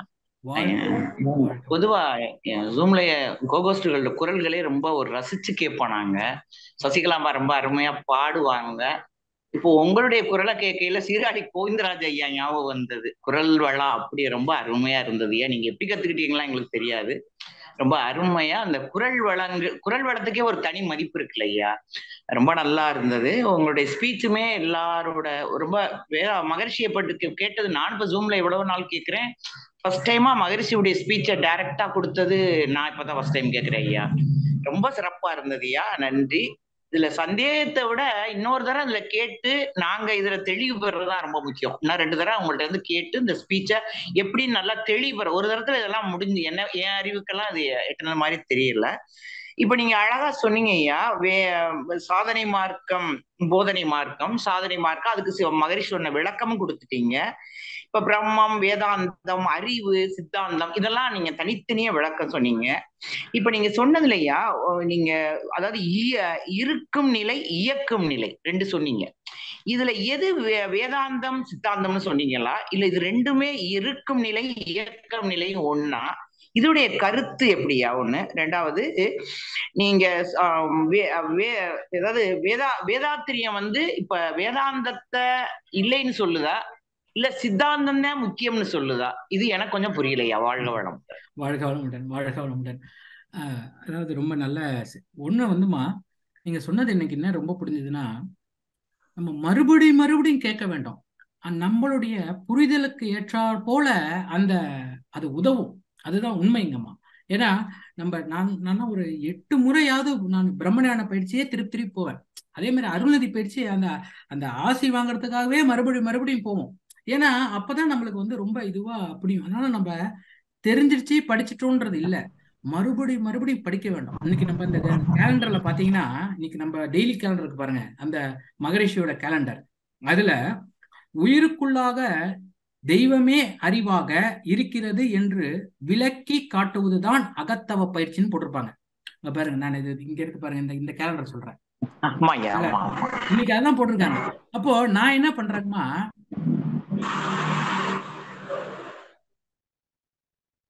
என்ன சோ அப்படி நம்ம மறுபடியும் இப்ப கேக்குதுங்களா? இப்ப கேக்குதியா? நல்லா கேக்குது. இப்ப கேக்குதுங்களா? கேக்குதுயா? கேக்குது. அதான் மறுபடியும் பார்க்கணும். அது ஒண்ணு. சரி, இப்ப உங்களுடைய அந்த கேள்விக்கு வந்துடலாம். ஒண்ணு, இருப்பு நிலை அப்படின்றது அந்த ஆதிதான். அது அசையாதது. அதுதான் ஆதி, அனாதி, வெளி எல்லாம் சொல்றோம். அது வேதாந்தம் என்ன சொல்றது? பிரம்மன்னு சொல்லுது. நம்ம அதை என்னன்னு சொல்றோம்? வெளின்னு சொல்றோம். பேர் தான் வேற வேற, 2ம் ஒண்ணுதான் சொல்லுது. இது ஒரு பாதை, அது ஒரு பாதை, அவ்வளவுதான். ட்ரெயின்ல போறோம், இந்த பக்கம் பிளைட்ல போறோம், அவ்வளவுதானே தவிர பாதை தான் வேறு, தவிர டெஸ்டினேஷன் ஒண்ணுதான். அது என்ற பிரம்மம், அதுதான் அது ஒன்றுங்க. அதனால இதுவா அதுவான்னு இல்லை. இயக்க நிலைன்னா அசைஞ்சிட்டா அது வந்து இயக்கம். ஸோ அந்த சுத்தவெளியோன்னு ஆனதுனால அப்புறமா எப்ப அசைய ஆரம்பிச்சுச்சோ அதுல இருந்தா அணு முதல் அண்டபிண்டம் அனைத்தும் அப்ப அசையக்கூடியது நம்ம என்ன சொல்றோங்க, அந்த இயக்க நிலை அப்படின்னு சொல்றோம். இதை உணர்வதற்கு உணர்வு நிலைன்னு ஒண்ணு சொன்னாங்க சித்தாந்தியர்கள். அதனால இதுதான் வித்தியாசம். அப்போ ரெண்டு பாதையும் ஒன்றுதான். எது பெருசு எது சின்னதுன்னு நம்ம வாதாட வேண்டாம். இது ஒரு ட்ராக்ல போய் சொல்லி தராங்க. அப்போ நிறைய வேதாந்தம் படித்து கூட குண்டலினி சக்தி எழுப்பியிருக்காங்க. என்னுடைய நண்பர்களே எழுப்பியிருக்காங்க, நான் பார்த்திருக்கேன். அப்போ நம்ம மனதை ஒடுக்கி ஒடுக்கி நம்ம உயிரை உணர்ந்து நம்ம அந்த ட்ராக்ல போறோம். அவங்க ஓதி ஓதி உயர்த்துறாங்க. ரெண்டும் ஒண்ணுதான். அப்ப நம்ம அது இது பெருசா அது பெருசான்னு சொல்ல வேண்டாம். நம்மளுடைய பாதை மனவளக்கலை மன்ற எந்த பாதையில காமிக்குதுன்னா அது நம்ம சித்தாந்த பாதை தான் சாதித்து காமிப்பது. அப்போ நம்ம ஒரு எண்ணம் எடுத்துக்கிறோம். அந்த எண்ணத்தின் அந்த எப்போ முதல்ல அந்த எண்ணம் இயற்கைக்கு முரண்பாடாம இருக்கணும். அதை நம்ம இருக்கான்னு பாத்துக்கணும். மகரேஷையா 5 ஏக்கர் வாங்கினாங்க கூடுவாஞ்சேரியில அறிவுத்திருக்கோயில் கட்டுறதுக்கு தான். ஆனா அங்க கட்ட முடியல. ஐயா என்ன புரிஞ்சுட்டாங்க, ஓஹோ நமக்கு ஒரு இடம் இருக்கு ஆழியாரு, அந்த இடத்துல தான் கட்டணும்னு புரிஞ்சுட்டாங்க. அப்போ நம்ம அந்த இயற்கையோட நம்ம அந்த எண்ணம் ஒன்றி இருக்க வேண்டும். பிறகு அந்த வலிமை சேர்த்து அந்த எண்ணத்தை நிறைவேற்றிக் கொள்ள வேண்டும். அப்படி போயிடும். அதுதான் சாதனை மாறும். ஏதோ சும்மா பேசிட்டு போறது இல்ல, மாற்று. நேற்று வரைக்கும் ஒரு கோவப்பட்டுட்டே இருப்பாருப்பா, மனவள கலைமன்றத்துக்கு போனாரு, ஒரு 5-6 மாசத்துல பார்த்தா கோவமே வராம சாந்தமா இருக்காருப்பா. இதுதான் மாற்றம். மாற்றம் என்பது சொல்லில் அல்லாது செயலில் காட்டுவது. அதுதான் நம்மளுடைய இந்த சித்தாந்தம். அது சாதனை மார்க்கம் அப்படின்னு நம்ம சொல்றோங்கம்மா. அதனால நம்ம இது பெரிதா அது பெரிதா நம்ம வாதாட வேண்டாம். நம்மளுடைய பாதை சித்தாந்த பாதை. அதில் இன்னும் டீப்பா இறங்கி மாற்றி காட்ட வேண்டாம். நான் கூட நிறைய நினைப்பேன், நம்ம பேசி பேசி என்ன ஆக போகுது, நம்ம எல்லாருக்குமே தெரியும். நம்ம இன்னைக்கு என்ன பண்ணணும், சிந்தனைன்னு எல்லாருக்கும் கையில நோட் புக்கை கொடுத்துட்டு கவலை ஒழித்தல் இன்னைக்கு பயிற்சி பண்ணலான்னு எல்லாரும் கவலை பயிற்சிகளாக மாற்றிவிட வேண்டும். ஆரம்ப நிலையில் இருக்கவங்களுக்கு தான் இது தேவை. நம்ம எதுக்கு இவ்வளோ ஒரு 10 ஆண்டுகளா இருந்து நம்ம இன்னமும் சின்னம் தவிர்த்தல் அப்படின்னு சொல்லிட்டு இருக்கோம். நம்ம பயிற்சியாளர்களா மாறிவிட வேண்டும் அப்படின்னு நான் கூட நினைச்சிட்டு இருப்பேன். அதனால நம்மளுடைய மார்க்கம் என்பது சாதனை மார்க்கம், சித்தாந்த பாதை. அதில் நாம் இன்னும் ஆழமாக சென்று அந்த முத்தை எடுக்க வேண்டும். அதுதாங்கம்மா. வாழ்க வளமுடன். ஐயா ரொம்ப சிறப்பியா, நன்றி ஐயா, வாழ்த்துக்கள். ரொம்ப சின்ன வயசால இருக்கீங்க, நீங்க இன்னும் வேதாத்திரியத்துக்கு பெரிய சொத்து. வாழ்க வளமுடன். நன்றி ஐயா, வாழ்த்துக்கள். சசிகலாமா ரொம்ப நன்றி. வாழ்க வளமுடன். நன்றிங்கம்மா. வாழ்க வளமுடன். வாழ்க வளமுடன். அடுத்து மெய்யன்பராக சாந்தி சுந்தரம் அம்மா அவர்கள் அன்மியூட் செய்து ஐயட்ட பேசலாங்கம்மா. வாய்ப்புக்கு நன்றி சசிமா. வாழ்க வாழ்க வளமுடன். வளமுடன். சுவாமிநாதன் ஐயா வாழ்க வளமுடன் ஐயா. வாழ்க வளமுடன். வாழ்க வளமுடன்மா. ரொம்ப அற்புதமாக அனைத்து கவிகளையும் சித்தர்களுடைய பாடல்களையும் இணைத்து 3ஆம் வகுப்பில் படித்த அந்த பாடலையும் நினைவு ஊட்டியது ரொம்ப அருமைங்க. அற்புதமான தொகுப்பு. தங்கள் முயற்சி ரொம்ப சிறப்பான முயற்சிங்க. சந்தோஷம், மகிழ்ச்சி. கடைசியாக நீங்க சொன்னது கிருபாநிதி அம்மாட்ட சொல்றேங்க. அதாவது வேதாந்தம் என்பதும் சித்தாந்தம் என்பதும் ஒன்றுதான். ஆனால் அது உணர்வு நிலையில் வரும் பொழுதுதான் அது தனியாக நம்ம அது மனவர்களில கொண்டு வர்றோம். சும்மா படிக்கிறோம், எழுதுறோம், பரீட்சை எழுதுறோம், பாஸ் பண்றோம், மார்க் எடுக்கிறோங்கிற காட்டிலும் நீ சற்று முன்பு சொன்னீங்க, மீண்டும் மீண்டும் படித்து தெளிவாகி கொண்டு அதை உள்நோக்கு பார்வையாக உணர்ந்ததை உணர்ந்தவாறு ஓதுவதுதான் நம்மளுடைய மகிழ்ச்சியுடைய கருத்து. நம்ம அவருக்கு நல்ல காணிக்கை என்று நான் நம்பிக்கொண்டிருக்கிறேன் ஐயா. நம்மளுடைய பேச்சை கேட்டுட்டு நம்ம சொல்ற அந்த விளக்கங்களை உணர்ந்து ஒருவர் திருந்திட்டார்னா அந்த அவரு தன்னை உணர்ற தன்மைக்கு வந்துட்டாருனாலே அது மகிழ்ச்சி. ஒரு நம்ம செய்யக்கூடிய ஒரு கடன், நம்ம செய்யக்கூடிய ஒரு நன்மை, நம்ம செய்யக்கூடிய ஒரு காணிக்கை என்று நான் எண்ணிக்கொண்டிருக்கிறேன். ரொம்ப அற்புதமாக இருந்ததுங்கய்யா. எனக்கு என்ன சொல்றதுன்னு தெரியல.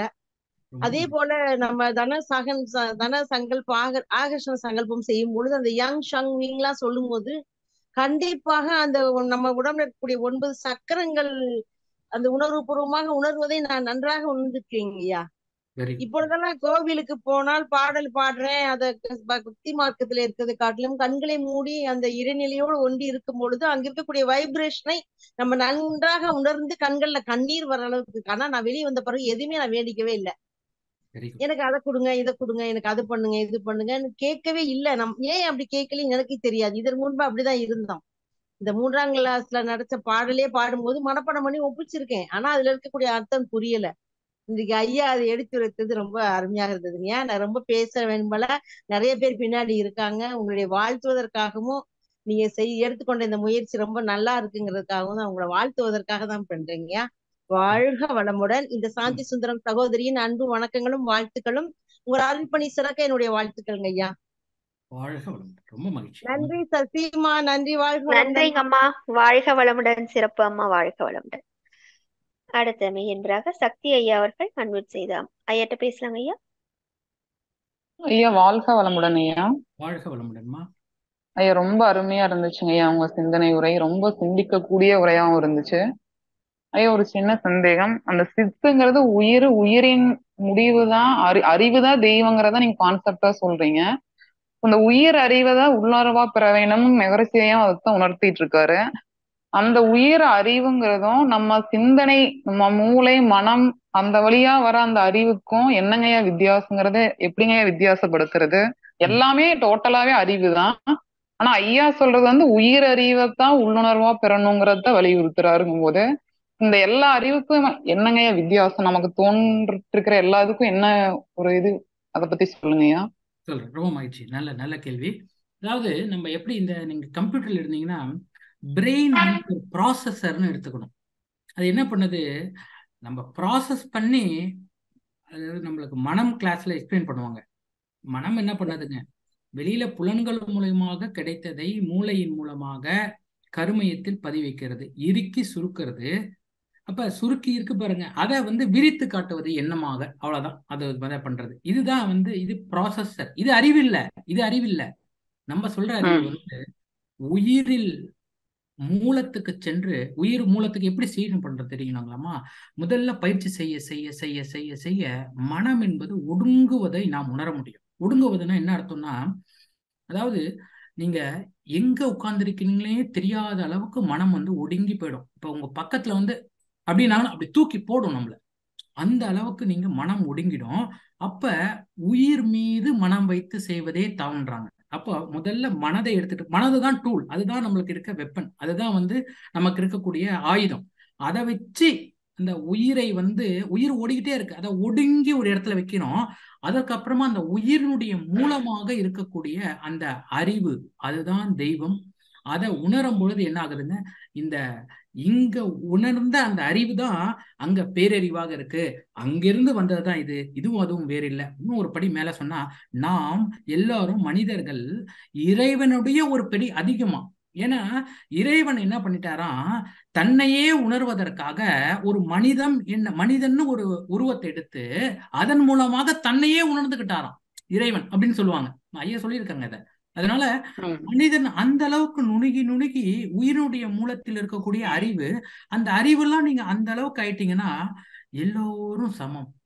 ஏன் அவர்கள் நமக்கு ஒரு இன்னல் கொடுக்குறாங்க, இதுவா நினைக்கிறாங்க, நம்மளுக்கு ஒரு கஷ்டம் கொடுக்குறாங்கன்னா, நம்மளுடைய கருமையத்தில் இருக்கக்கூடிய பதிவை நீக்குவதற்காக இறைவன் ஒரு நபரை தேர்வு செய்து அவர் மூலமாக நம்மளுக்கு கஷ்டத்தை கொடுத்து, எனக்கு என்னுடைய கருமையத்தை தூய்மை செய்து கொண்டோம், அவர் பாவம் அவருடைய கருமையத்தை கலங்கப்படுத்தி கொண்டார், அதனால அவரை ஸ்பெஷல் வாழ்த்து, கருணையோடு வாழ்த்துவோம்.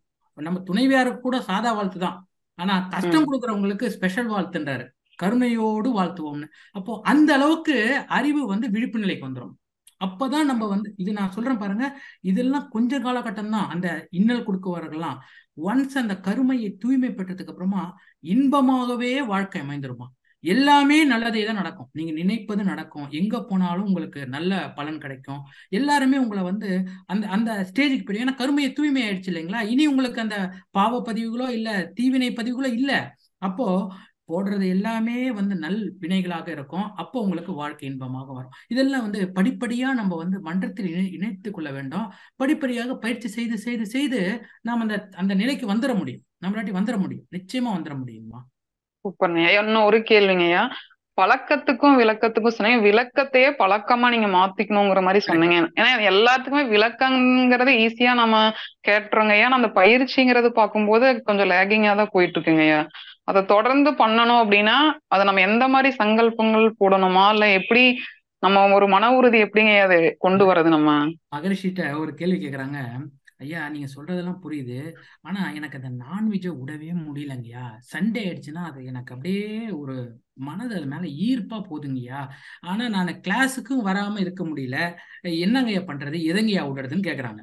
கிட்டத்தட்ட நான் இந்த எக்ஸாம்பிள் எதுக்கு சொல்றேன்னா, நடந்த நிகழ்ச்சி இது. மகரிஷி சொல்றாங்க நீங்க ரெண்டுமே விடமாட்டான், ரெண்டுமே தொடர்ந்து பண்ணுங்க, விரைவில் ஏதோ ஒன்றத்தை விட்டுருவீங்க அப்படின்னாங்க.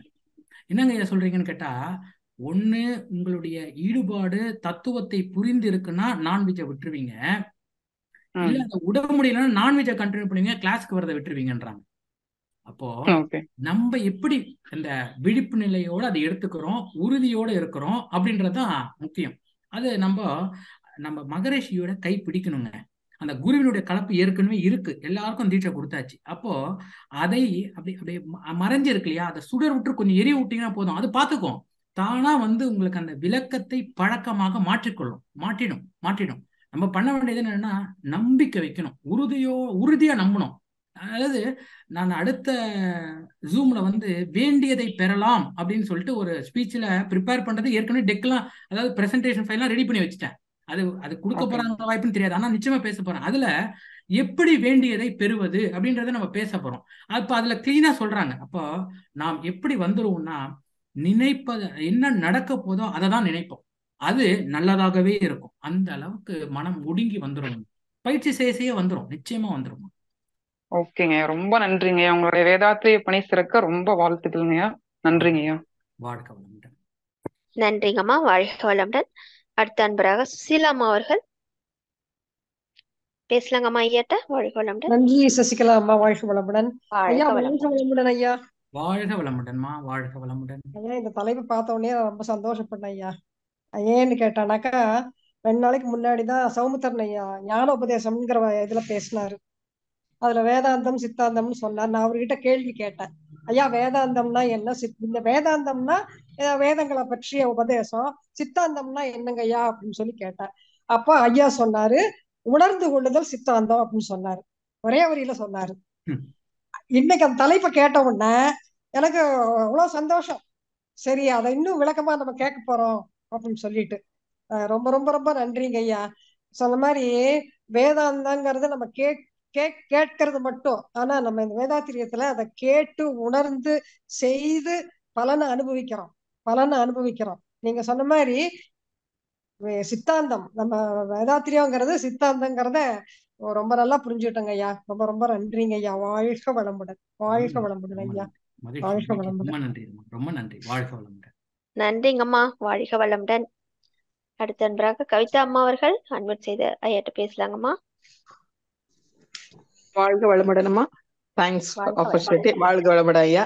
என்னோட ஒரு கேள்வி, நீங்க அந்த சீட்டு ஒரு கதை சொன்னீங்க இல்லைங்களா, என்ன கதைமா? பஸ்ல போகும்போது. ஆமா. ஸோ நான் ஒரு பக்கம் ஒரு சின்ன தப்பு பண்ணிருக்கேன். அது நான் தப்பு பண்ணனா என்னன்னு தெரியல, அது எனக்கு கொஞ்சம் கிளாரிஃபை பண்ணுங்க. அந்த மந்த்லி ரேஷன் கொடுப்பாங்க இல்லைங்களா, மார்னிங் 9 o'clock இருந்து ஈவினிங் 4:30 வரைக்கும் வெயிட் பண்ணாங்க. அது மத்தியத்துல நிறைய பேர் வந்து ஒரு 20 மெம்பர்ஸ் வரைக்கும் போனாங்க. பட் நம்ம படக்கூடாதுன்ட்டு நான் இருந்தேன். பட் ஈவினிங் ஒரு கிளாஸ் போகணுமா இருந்தது. இன்னும் என்னோட கார்டு வரப்போகுது. அப்போ சடனா ஒரு 4-5 மெம்பர்ஸ் உள்ள வந்து, அப்போ நாங்க கோவப்பட்டேன். அப்போ நான் என்னோட பிராக்டிஸ் கரெக்டா இருக்கா இல்லைங்களா ஐயா? ஓகே, நல்ல கேள்வி. அதாவது மகரிஷி சொல்லுவாங்க, அந்த சினம் தவிர்த்துல நடிப்பு சினிமா நம்ம சில சமயத்தை யூஸ் பண்ணி தான் ஆகணும்னு சொல்றாங்க. ஆனா அந்த நடிப்பு சினிமா நம்ம யூஸ் பண்றதுக்கு மிகப்பெரிய பயிற்சி செய்யணும். ஏன்னா நம்ம சினம் பற்றக்கூடாது, ஆனா நடிக்கணும். அது எக்ஸாம்பிளே இந்த திரையில நடிக்கிறாங்க பாருங்க, சினிமால அவங்களதான் காமிப்பாங்க. அப்ப என்ன பண்ணணும்னா, நம்ம அந்த ஒரு வாத்தியாரா இருக்கும், ஒரு பையன் தப்பு பண்றான், அவனை அவனை நீங்க மென்மையா சொல்றீங்க, அவங்க அது போக மாட்டாங்குது. அப்ப ஒரு கோவப்பட்ட மாதிரி ஒரு பாவனை செய்து கொண்டு அவனை நீங்க சொல்றீங்க. அந்த கண்டிப்பு தேவைப்பட்டுச்சு, அதனால அவன் நல் வழியில் வந்து விட்டான். அது தேவைப்பட்டுச்சு, அந்த இன்ஸ்டன்ஸ் நல்லது. ஆனா நீங்க அந்த இன்ஸ்டன்ஸ் முடிஞ்சு போய் ஆபீஸ் ரூம்ல உட்காரும் போது உங்க மனசை நான் EEG கருவியை பொருத்தி பார்த்தேன்னா கோவமே இருக்கக்கூடாது. அங்க கோவம் இருந்துச்சுன்னா நீங்க தப்பு. அதுக்கு பயிற்சி செய்யணும்மா. பயிற்சி செய்து அதை நடிக்கலாம். ஆனா நம்ம இதெல்லாம் நல்ல ஒரு இந்த ஹை லெவல்ல இருக்கக்கூடிய அந்த மேனேஜர்ஸ் எல்லாம் இதை பயன்படுத்தி நான் பார்த்திருக்கேன். அதாவது ஓகே. போர்டிங் ரூம்ல அப்படி பேசுவாங்க, கோவப்பட்ட மாதிரி இருக்கும், அவங்களுக்கு அந்த கண்டிப்பு தேவைப்படும். ஆனா வெளில வந்து அவங்க பாட்டே ஜாலியா டீ சாப்பிட்டுட்டு இருப்பாங்க. அந்த மாதிரி நம்ம ப்ராக்டிஸ் பண்ணிக்கலாம். நம்ம அதெல்லாம் பயிற்சி செய்யும் போது நமக்கு வந்துடும். நம்ம வந்து ஒரி பண்ண வேண்டாம், ஐயோ நான் தப்பு பண்ணிட்டேன்னு நினைக்காதீங்க. படி சரி. நம்ம சரி செய்து இது நீங்க கேக்குறீங்க இல்லையா, இதுவே ஒரு நல்ல படிதான். அந்த ஸ்டெப் பை ஸ்டெப்புமாங்க, படி அடி அடியே எடுத்து வச்சுதான் மேல வரணும். இதுவே நான் தப்பு பண்ணிட்டான்னு நினைக்கிறீங்களா, அது போதும். அது அடுத்தது வந்து நீங்க அந்த இடத்துல கொஞ்சம் விழிப்பு நிலையா இருந்துப்பீங்க. எங்க விலகிக்கணும், நம்ம எங்க விலகி இருக்கணும், எங்க விலக்கி இருக்கணும்ன்றதெல்லாம் தெரிஞ்சுப்போம். படிப்படியா வந்துருங்கம்மா. ரொம்ப மகிழ்ச்சி. ஓகே. நன்றிங்க ஐயா. தேங்க்ஸ் ஐயா. வாழ்க வளமுடன் ஐயா. நன்றிங்கம்மா. வாழ்க வளமுடன். நன்றி. நன்றி. அடுத்த நண்பராக சபரிஷ் ஐயா அவர்கள் அன்மியூட் செய்து பேசலாங்க ஐயா. அம்மா நன்றிமா ஐயா. வணக்கம். வாழ்க வளமுடன். வாழ்க வளமுடன் ஐயா. ரொம்ப சிறப்பா இருந்தது ஐயா. எல்லாரும் சொன்ன ரொம்ப பயனுள்ளதா இருந்தது. நன்றி ஐயா. எனக்கு ஒரு ஜெனரலான கேள்வி. இப்போ வந்து இந்த ஹிந்து தர்மத்தை வந்து நம்ம ஸ்தாபிச்சது அதாவது நிறைய விஷயங்கள் இருக்கு. இப்போ மத்த நீங்க கிறிஸ்டியானிட்டி இல்ல முஸ்லிம் அவங்க எடுத்துட்டீங்கன்னா அல் குரான், பைபிள், அதுலயே ஒண்ணு ஸ்டெபிலைஸ்டா இருக்காங்க. இப்போ நம்ம இதுல வந்து தமிழ்ல பாத்தீங்கன்னா பெரிய புராணம், இவ்வளவு விஷயங்கள் இருக்கு. திருவாசகம், தேவாரம், அப்புறம் உங்களுக்கு அதை தவிர சித்தாந்தம், வேதாந்தம் நிறைய இருக்கு. நார்த் இந்தியாவில பாத்துட்டீங்கன்னா பகவத்கீதை இங்க வந்தோடனே முதல்ல கேட்பாங்க, உங்களுக்கு பகவத்கீதை தெரியுமா, ஃபுல்லா படிச்சிருக்கீங்களா அப்படின்னு. சோ அந்த மாதிரி நிறைய விஷயம், ராமாயணம் அந்த மாதிரிலாம் இருக்கு. சோ அதுதான் கேக்குறேன், அதை பத்தி நீங்க என்ன நினைக்கிறீங்க? எல்லாம் நல்லதுதான். இப்ப அதுதான் இன்னைக்கு பேசியிருக்குமே 1.5 மணி நேரமா. எதுவுமே இங்க தளவு இல்லைங்கயா. ஆனா உட்பொருளை நாம் உணர வேண்டும். இப்ப நம்ம நெய்வேதியம் பண்றோம். நான் இப்ப இதனால சொல்றேன், நெய்வேதியம் பண்றோம், ஒரு தண்ணி விழாவுறோம். அங்க போனாக்கா ஒரு நீரை வந்து ஏதோ கொடுக்குறேன்றாங்க கிறிஸ்டியானிட்டியில. இவங்க வந்து ஏதோ கூழோ என்னவோ கொடுக்குறேன்றாங்க. எல்லாருமே இந்த பஞ்ச தத்துவத்தில் இருக்கக்கூடிய தத்துவத்தை உணர்த்துவதற்கு தான் சொல்லியிருக்காங்க. எதுவா இருந்தாலும், அது வந்து இந்துயிசமா இருந்தாலும் புத்திசம் எது இருந்தாலும், நம்ம எப்படி பெறணும்னா இதனுடைய உட்பொருள் என்ன. இவங்க ஏன் இப்படி நம்ம வஜ்ராசனம் போட்டு உட்காடுறோம், அப்படி தொழறாங்க. அப்ப நம்ம 3வது இதுல அந்த நரம்பு தசைநார் மூச்சில் அதே தான் பண்றோம் கிட்டத்தட்ட. அப்போ இதனுடைய உட்பொருள் என்னன்னு நம்ம ஆய்ந்து அதில் இருக்கக்கூடிய நல்ல விஷயத்தை எடுத்துக்கிட்டு பண்ணலாம், தவறு கிடையாது. இதுல வந்து எதுவுமே குறைத்தோ இல்ல அது கம்மியனோ சொல்லறதுக்கு இல்லை. ஆனா மேலோட்டமா பாத்திரக்கூடாது. உட்பொருளை தான் ஆய்வு செய்து நாம் வந்து தெரிஞ்சுக்கணுங்க. அப்பதான் நம்ம வந்து நம்மளும் விளக்க முடியும், நமக்கு தெரியும், ஓ இந்த ரீசனுக்காக தான் கொடுத்துருக்காங்கன்னு. அதனால எதுவுமே குறை என்றது இல்லை. எந்த பேரு எந்த வழி டிஃப்ரெண்டா இருந்தாலும் ஆதிதான், பிரம்மன் தான். அவங்க வந்து எதுவுமே இல்லாத சூனியம்ன்றாங்க, நம்ம வந்து அதை வந்து வெளின்னு சொல்றோம், சுத்த வெளின்னு சொல்றோம். அவ்வளவுதாங்க வித்தியாசம். அதனால நம்ம இந்த பாதை இது மிக இது குறைன்னு நம்ம போக வேண்டாம். நம்ம எல்லா பாதைகள் தான் வேறு, ஆனா டெஸ்டினி சேம் தான். அதுதாங்க பார்க்கணும். ஒவ்வொரு ஆறு ஓடுது கடல்ல தான் சேருது, அத மாதிரின்னு வச்சுக்கோங்களேன். அத மாதிரிங்க. சரிங்களா? வாழ்க வளமுடன். ரொம்ப நன்றி. வாழ்க வளமுடன் சுவாமிநாதன் ஐயா. நன்றி அம்மா. சசிகலாமா நன்றி. வாழ்க வளமுடன். நன்றிங்க ஐயா. வாழ்க வளமுடன். அடுத்த நண்பராக இந்திரன் ஐயா அவர்கள் அன்மியூட் செய்து ஐயாட்ட பேசலாம். வாழ்க வளமுடன். வாழ்க வளமுடன் அம்மா. வாழ்க வளமுடன் அம்மா. சசிகலாமா, நான் இந்திராணி ராமச்சந்திரன் பேசுறேன். வாழ்க வளமுடன் இந்திராணி அம்மா. ஐயாட்ட பேசலாங்கம்மா. ஐயா வாழ்க வளமுடன். வாழ்க வளமுடன் அம்மா. ரொம்ப சிறப்பா, சற்று வித்தியாசமா இருந்தது ஐயா. உங்களுடைய பேச்சு முதலா கேட்கிறேன். ரொம்ப நல்லா இருந்தது. நான் மனவளக்கலை வேதாந்தமா சித்தாந்தமா அந்த இதுக்குள்ள டிஸ்கஷனுக்குள்ள போக வேண்டாம். நான் வரல. எனக்கு தெரிஞ்ச வரைக்கும் உங்களை போலதான் நானும் வருடம் ஆசிரியர் பயிற்சிக்கு போவேன். நான் அங்க இருந்து வாங்கிட்டு வர்ற புத்தகங்களை தான் படிப்பேன். வேற புத்தகங்கள்ல வேதாத்திரியத்தை பத்தி என்ன சொல்லியிருக்கு, வேதாத்திரியம் பெருசா சொல்றது, மற்றவர்கள் சித்தர்கள், திருமூலர் மற்றும் சமயக்குறவர்கள் சொல்லுவதெல்லாம் ஒத்து வருதா, இப்படி எல்லாம் நான் பார்த்ததே இல்லை. திரும்ப வேதாத்திரி சாமிஜி என்ன சொல்றாரு, புத்தகம் என்ன சொல்லுது, அதை ஒரு முறைக்கு 2 முறை படிச்சு பார்த்துக்கிட்டு இருப்பேனே ஒழிய இதெல்லாம் நான் பார்த்ததில்லை. அது தவறா கூட இருக்கலாம் நீங்க பேசுறதுல இருந்து. இது ஏன் இந்த முறை வந்தது, அது எப்ப வந்ததுன்னு எனக்கு தெரிஞ்சதுன்னா, இந்த உள்ளுணர்வு கல்வி வந்த பிறகுதான் மற்றவர்களுடைய மேற்கோள்களை எடுத்துக்காட்டி, சாமிஜி மேற்கோள் காட்டுவாங்க, அது ஒரு வரிதான் இருக்கும், வரிக்கு வரி அதுக்கெல்லாம் விளக்கம் கொடுக்க மாட்டாங்க. இவங்களுடைய கருத்துக்களை தான் முன்னிறுத்தி சொல்லியிருப்பாங்க. நமக்கு அதுதானே வேணும். சிக்கனை பிடித்தேன் அப்படின்னு சொன்னா அவரை நம்ம பிடிச்சிட்டோம். அப்ப அவர் வழியில தான் நாம போகணும். அதை விட்டுட்டு 2 பாதை இருக்கு 3 பாதை இருக்குன்னு ஒவ்வொரு பாதையா போய் முட்டிக்கிட்டு காலில் குத்திக்கிட்டு வர வேண்டாம். நேர் பாதை இதுன்னு நம்ம அறிவு உணர்த்துச்சுன்னா அந்த பாதையில போறதுதான் நல்லது. இந்த மாதிரி பாதைகள் பலதை காட்டினதுனாலதான் இப்ப கன்ஃபியூஷனே. கேள்வியே தேவையே இல்லை. பொதுவா பேராசிரியர்கிட்ட என்னை பொறுத்த வரைக்கும் கேள்வியே தேவையில்லை. நீங்க சொல்றத நான் கருத்தை உள்வாங்கி அதுல நான் தெரிஞ்சுக்கணும், கத்துக்கணும். அதை விட்டுட்டு எனக்கு இந்த வேதாத்திரியத்தை கொண்டு போய் வேற எதோடவும், மன்னிச்சுங்க ஐயா, எதோடவும் கம்பேர் பண்றதில்ல, ஒப்பீடு செய்ததில்ல எனக்கு ஒப்புதலே கிடையாது. கொஞ்சம் நான் உணர்ச்சி வசப்பட்ட, மன்னிக்கவும். இத பற்றி நீங்க என்ன நினைக்கிறீங்க? ரொம்ப மகிழ்ச்சி, ரொம்ப மகிழ்ச்சிமா. நல்ல கேள்வி. அதாவது என்னுடைய கன்னி பேச்சுமா, இதான் முதல் தடவை நான் ஜூம்ல பேசுறேன். அதனால இதுதான் என்னுடைய முதல் பேச்சு. இது வரைக்கும் எனக்கு நான் இல்ல, பேச நல்லா இருந்தது ஐயா. கன்னி பேச்சுன்னு சொல்ல முடியாது, அதெல்லாம் கன்னி பேச்சு. நீங்க எப்ப நான் வருடம் போய் சாமிஜி ஆசிரியர் பேச்சு அவருடைய பேச்சை கேட்கறதுக்கும் ஆசீர்வாதம் வாங்கறதுக்கும் போனேன் நீங்கள்ல, அந்த பாதை தான் என் பாதையும். அவ்வளவுதான். அதனாலதான் உங்கள்கிட்ட துணிஞ்சு சொல்றேன். அதான் நல்லது. இப்போ நம்ம பாத்தீங்கன்னா இந்த இந்த இந்த தொகுப்பை நம்ம எப்படி பண்ணியிருந்தோம், வேதாந்தம்னா என்ன, சித்தாந்தம்னா என்னன்னு ஒரு தெளிவை கொடுத்துட்டு அடுத்தது கேள்வி கேட்கிறோம். ஏன் கேட்கறோம்னா வேணும்லே கேட்கிறோம் எது பெருசுன்னு. ஆனா முடிவு என்ன சொல்றோம், இது பெருசு அது பெருசு இல்லப்பா, எல்லாம் ஒண்ணுதான் சொல்லி அடுத்து நம்ம கிளைமேக்ஸே எங்க வந்துட்டோம்னா, மனவளக்கலை என்பது சித்தாந்தமே ஒரு ஃபிளாஷ் நான் அப்படியே பண்ணிட்டே இருந்தேன். அதனால அவர்களுக்கு என்ன புகுற்ற விரும்புறோம் நாங்க அப்படின்னாக்கா, மனவளக்கலை என்பது சித்தாந்த பாதை தான், அதை பிடிச்சுக்கோங்க. நீங்க சொன்னதையே தான் நான் சொல்லியிருக்கேன். ஆனா இவ்வளவு வெளிப்படையா சொல்லாம கொஞ்சம் ஒரு மென்மையா மேலோட்டமா சொல்லிட்டேன். ஆனா கருத்து அதுதான். அதனாலதான் மென்மையா அந்த இது மட்டும் பாத்தீங்கன்னா ஜூம் வந்து போயிட்டே இருந்தது. இது இன்டைரக்ட்லி சைக்காலஜிக்கலா மனவளக்கலை என்பது உணரக்கூடிய கல்வி, உணரக்கூடிய ஒரு முறை, அதை நாம் உணர்வோம் என்பதை சொல்வதற்காகவே அந்த ஜூம் அவுட் நான் போட்டேன்.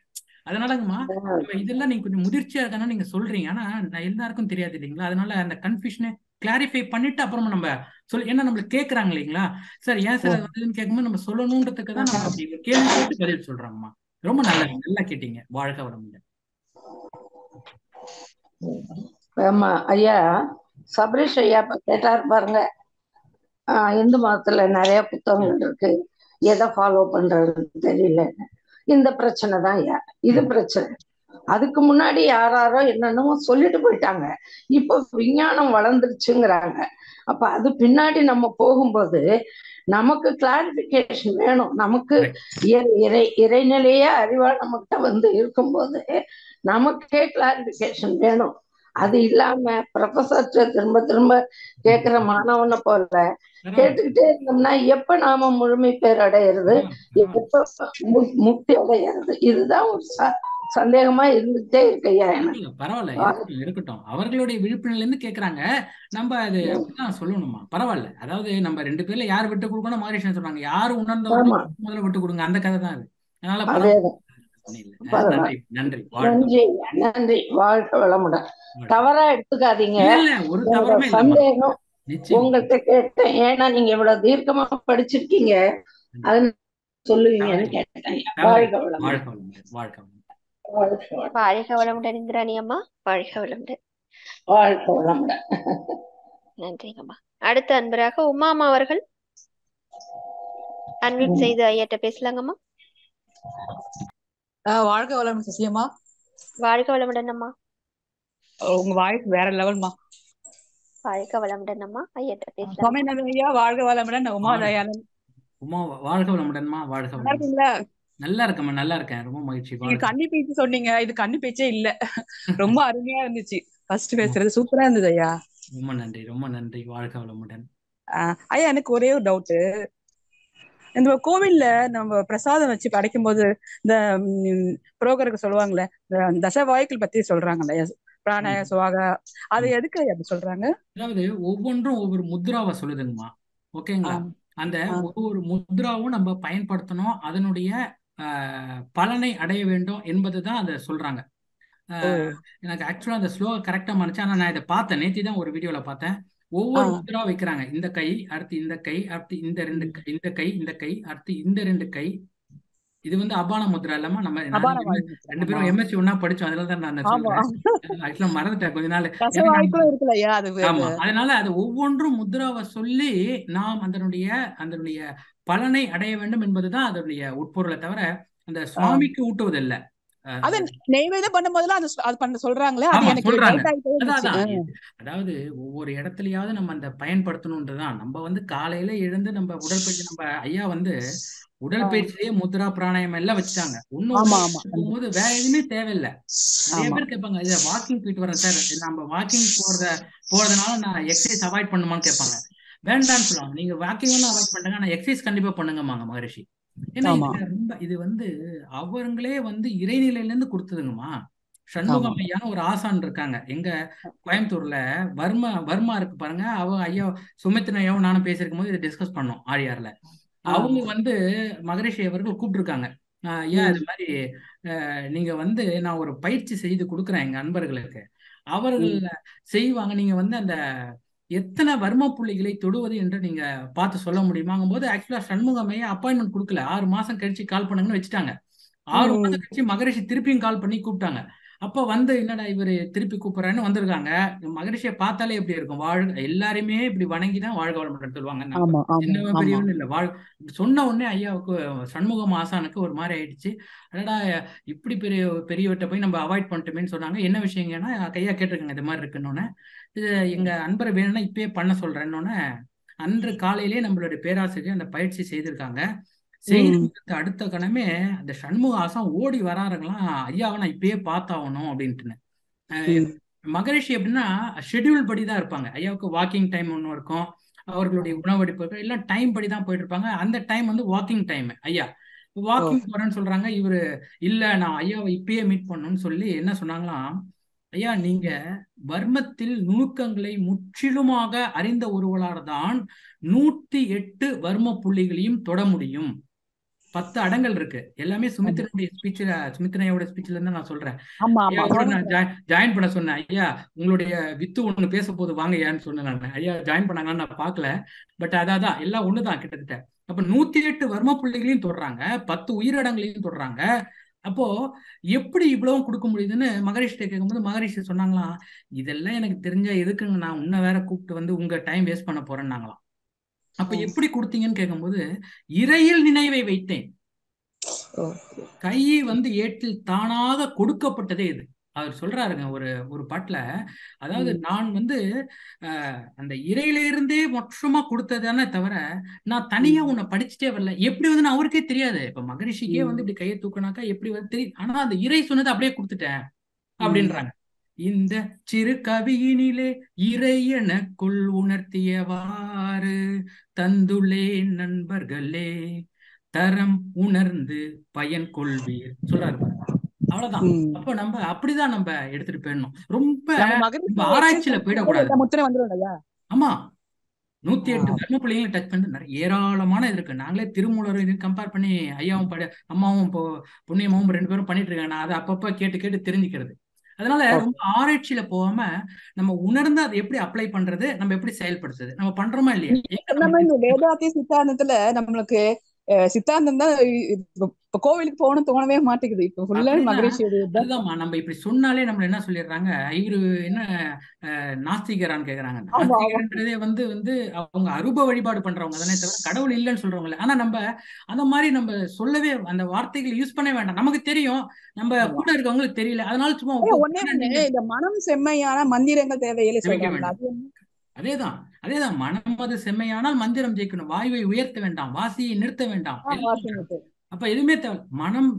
மனம் செம்மையாவாம நீங்க எதெல்லாம் இல்ல, இது மனம செம்மையா வச்சுக்கிட்டு இதெல்லாம் பண்ணவே தேவையில்லை. அதான் ரொம்ப சிம்பிள். அப்ப அதனாலதான் மகரிஷி மனவளக்கலைன்னு வச்சிருக்காரு பாருங்க பேரு. இது ரொம்ப அற்புதமான ஒரு விஷயமா. நம்ம எல்லாம் அதை பயிற்சி செய்திருவோம். அவ்வளவுதாங்கம்மா. ரொம்ப நன்றி. ரொம்ப நல்லா ஸ்பீச், ரொம்ப நல்லா இருந்துச்சு. இது மாதிரி நிறைய பண்ணுங்க, நிறைய குரூப் போடுங்க. நீங்க ஸ்பீச் இருக்குது எனக்கு தெரியாது, சசியம்மா எனக்கு அமிச்சனால்தான் எனக்கு தெரியும். நீங்க போடுங்க. ரொம்ப நன்றி ஐயா. சசியம்மா ரொம்ப நன்றிங்கம்மா. நன்றிங்க உமாமா. வாழ்க வளமுடன். நேரம் கருதி கேள்விகளை வந்து சுருக்கமாக கேட்டா இன்னும் மிச்சம் 4 பேர் இருக்கிறவங்களும் கேள்வி கேட்கறதுக்கு வாய்ப்பு இருக்கு. ஐயா இன்னும் ஒரு 4-5 நிமிடம் தான் இருக்குங்க ஐயா. கேள்வி பதில் சரிங்க செஷனுக்கு. சரிம்மா. வாழ்க. உமையாலம்மா அன்மியூட் செய்து ஐயாட்ட உங்க கேள்வி கேட்கலாமாம்மா? வாழ்க வளமுடன். வாய்ப்புக்கு நன்றிம்மா. வாழ்க வளமுடன்மா. வாழ்க ஐயா வளமுடன். வாழ்க வளமுடன் ஐயா. வாழ்க வளமுடன். ஐயா நீங்க 2 பாதை சொன்னீங்க ஐயா, வேதாந்த பாதை சித்தாந்த பாதை, அது எப்படிங்க ஈஸியா புரிஞ்சுக்கலாம்? அது அது எப்படின்னு கேக்குறீங்களா? ஆமா ஆமாங்க ஐயா. சரி சரி, நான் என்ன சொல்றேன்னா ஐயா அருள்ஜோதி எல்லாம் இருக்காங்க கொஞ்சம், அதெல்லாம் என்ன சொல்றேமா, இந்த வீடியோ வந்து மறுபடியும் ஒரு முறை பார்ப்போம். இந்த 2 பாதையும் தெளிவா நம்ம எக்ஸ்பிளைன் பண்ணியிருக்கோம். பிறகு வந்து நம்ம எந்த பாதையை தேர்வு செய்து பண்றேன்னு சொல்றோம். அதனால இப்ப இந்த இது ஆனோடனே மறுபடியும் ஒரு முறை இதை பார்க்கலாம். பார்த்தோன்னா உங்களுக்கு அந்த விளக்கம் சரியா கிடைச்சிடும். ஏன்னா நம்ம டீட்டெயிலா பேசியிருக்கோம், அதனால சொல்றேங்கம்மா, தப்பா நினைச்சுக்காதீங்க. ஒரு முறை மறுபடியும் இந்த ஆடியோ கேளுங்க, இதுல நம்ம விளக்கி இருக்கோம் நல்லா. சரிங்களாமா? சரி. கோவம் இல்லைல்ல? நன்றிங்க. கோவம் இல்லைல்ல? அதான். வாழ்க வாழ்க வளமுடன். உமையாலம்மா வாழ்க வளமுடன். அடுத்த அன்பராக அமுதன் ஐயா அவர்கள் வாழ்க வளமுடன் செய்து பேசலாங்க ஐயா.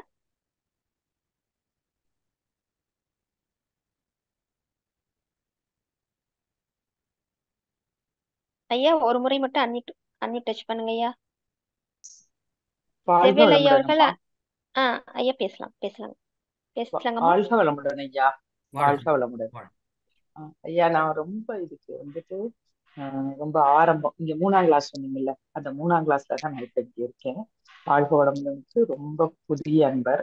ஆனா நீங்க பேசுறத பாக்குறப்ப நம்ம எப்படி இதெல்லாம் புரிஞ்சுக்க போறோம், எப்ப நம்ம புரிஞ்சுக்க போறோம், எப்படி புரிஞ்சுக்கிறது, நிறைய புத்தகங்களை எடுத்து வச்சுட்டு உட்கார்ந்துடுறேன் எல்லாத்தையும். ஆனா எங்க ஆரம்பிக்கிறது, எப்படி புரிஞ்சுக்கிறணும், எப்படி போகணும், அந்த ரூட் தெரியலையா. அது எப்படி நான் பண்ணணும்? ஃபர்ஸ்ட் உடற்பயிற்சி பண்றேன், ரெகுலரா தவம் எடுக்கிறேன், ஒரு குரூப்ல சேர்ந்து ரெகுலரா காலையிலேயே சாயந்தரம் தவம் எடுத்துடுறேன். உடற்பயிற்சி ஒரு நாள் கூட செய்யாம இருந்தது இல்லை. ஆனா அடுத்து அந்த விஷயங்களை எல்லாம் எப்படி எந்த வழியா நான் உள்வாங்கணும், அது எனக்கு கொஞ்சம் உதவி பண்ணுங்க. Okay, very good.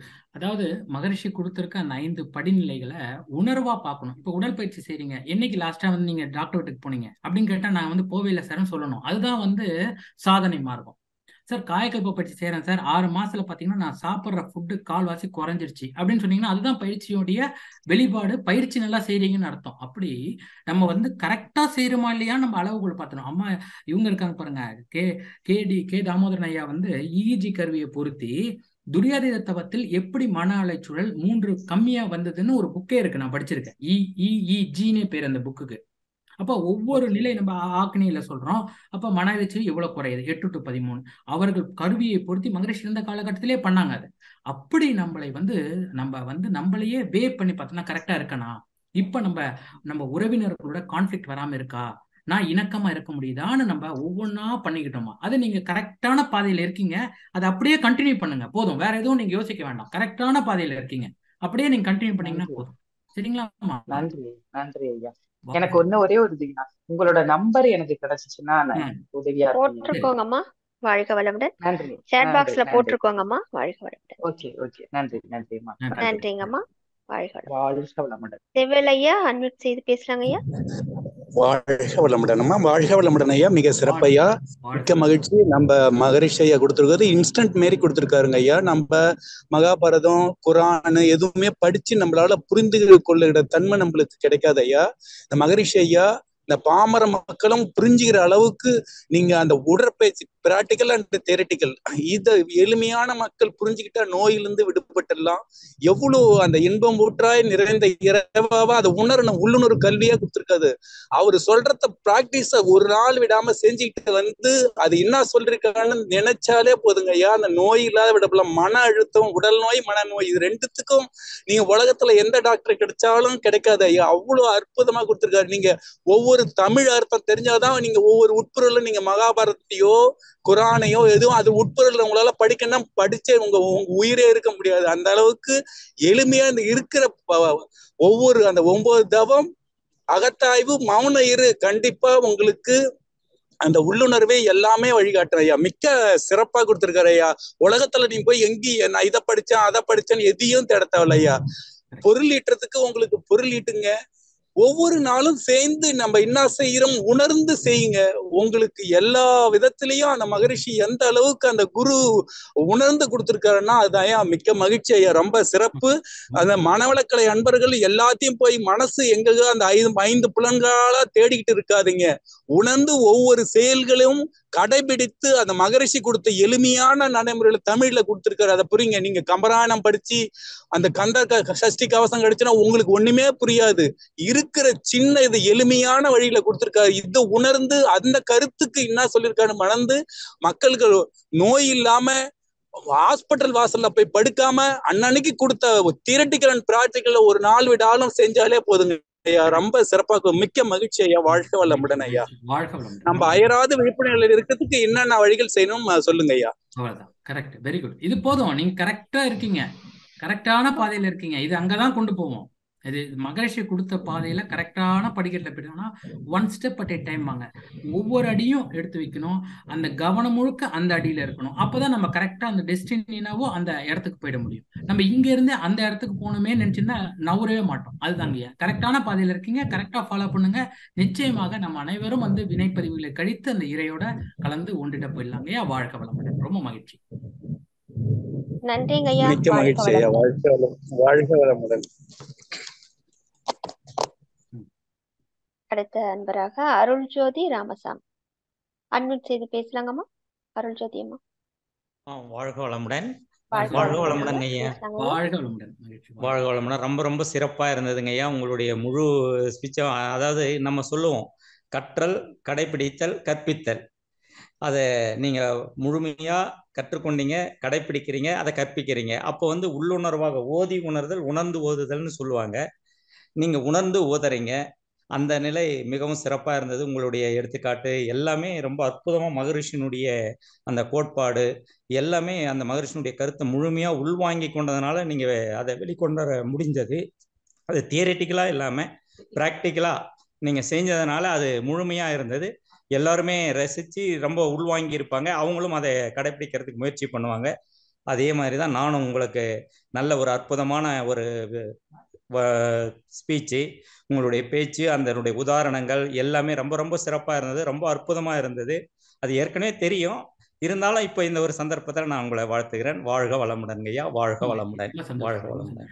ஐயா அவர்கள் வந்து மண்டல தலைவருங்க. திருவண்ணாமலை மட்டும் இல்ல 3 ஜோன் தலைவரா இருக்காங்க. ஐயா நேரம் ஒதுக்கி வந்திருக்கிறது ரொம்ப மகிழ்ச்சிங்க. ரொம்ப நன்றி. வாழ்த்துக்கள். வாழ்க நன்றிங்க ஐயா. வாழ்க வளமுடன் ஐயா. வாழ்க வளமுடன். அடுத்த மெய்யன்பராக சுப்புதாயி அம்மா அவர்கள். வாழ்க வளமுடன். அன்மியூட் செய்து பேசலாங்கம்மா. வாழ்க வளமுடன் அம்மா. ரொம்ப நன்றிங்கம்மா. வாழ்க வளமுடன் ஐயா. சிங்கப்பூர்ல இருந்து பேசுறேங்க. உங்க உரை ரொம்ப மகிழ்ச்சியா இருந்ததுக்கு மனதுக்கு ரொம்ப நிகழ்வாவும் ஒரு நல்ல உற்சாகம் ஊட்டுற மாதிரி இருந்ததுங்க. நானும் தினமும் விடாம தவம், காயக்கல்வ, உடற்பயிற்சி எல்லாம் செய்யறதுனால நீங்க சொன்ன மாதிரி உணவு எல்லாம் கொஞ்சம் குறைஞ்சிருச்சுங்க. அதான் உணவு வந்து குறைஞ்சிருச்சு. அதே மாதிரி கொஞ்சம் அந்த வீணால டிவி எல்லாம் பாக்குறதெல்லாம் இல்ல இப்ப. ஏன்னா அது அந்த பாக்குற நேரத்துல இந்த மகரிஷியோட எதையாவது போட்டு நம்ம கேட்டோம்னா அதுக்கு நம்மளுக்கு நல்லா இருக்குது அப்படின்னு சொல்லி அந்த உணர்வெல்லாம் நம்மளுக்கே வந்துருச்சுங்க. அது ஆச்சரியமா இருக்குது. நல்லா இந்த மாதிரி நல்ல நல்ல அதாவது நம்ம உயர்வுக்கு ஏற்ற என்னென்ன தகுதியோ அதெல்லாம் கிடைக்குதுங்க. அதெல்லாம் செய்யறது நீங்க சொல்றது 100% உண்மை. அதை நாங்க தொடர்ந்து இன்னும் செஞ்சு இன்னும் பல பேருக்கும் நம்ம சொல்லி கொடுக்குறோங்க. அவங்களும் அந்த மாதிரி வந்து சேர்ந்திருக்காங்க. அதனால ரொம்ப மகிழ்ச்சியா இருந்துச்சு. உங்களுக்கு ரொம்ப பாராட்டுகள். நல்லா உங்க தொழில், உங்க தொண்டு மீண்டும் மீண்டும் வளர வாழ்க வளமுடன் ஐயா. உங்களுக்கு வாழ்த்துறதுக்காக போன் பண்ணுங்க. ரொம்ப நன்றிங்க. அம்மா கிட்ட ஒரு நிமிஷம் சொல்றேன்.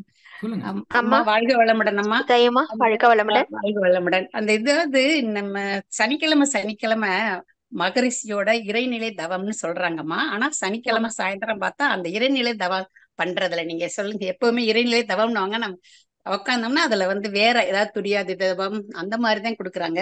இறைநிலை தவம் கொடுக்கறதுல ஒருவேளை அந்த நம்ம வந்து இறைநிலை தவம் எல்லாரும் செய்ய முடியாது. அதனாலயே என்னமோ அந்த பிரம்மஞான பயிற்சி எடுத்தவங்கதான் அதை செய்யணும்னு அன்னைக்கு யாரோ சொன்னாங்கம்மா.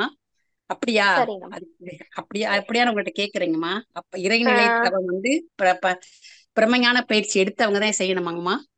இறைநிலை தவம் பிரம்மஞான பயிற்சி நம்ம போனாதாங்கம்மா அங்க முழுமை அடையுது. அதனால நம்ம இறைநிலை தவம் பிரம்மஞான பயிற்சி நிறைவு பெற்று எடுத்தாதான் சிறப்பாமா. ஓ அதுக்குதான் அதனால இவங்க போடுறது இல்லையா என்னன்னு தெரியல. நம்ம சொல்லும் போது எல்லாரும் சனிக்கிழமை அது காலையில சொல்றது ஆமா ஆ, இறைநிலை தவம் தான் சொல்றோம். நாங்க ஆ, என்னன்னு கன்ஃபார்ம் பண்ணிட்டு நாங்க என்னங்கறத நாங்க உறுதிப்படுத்துறோமா.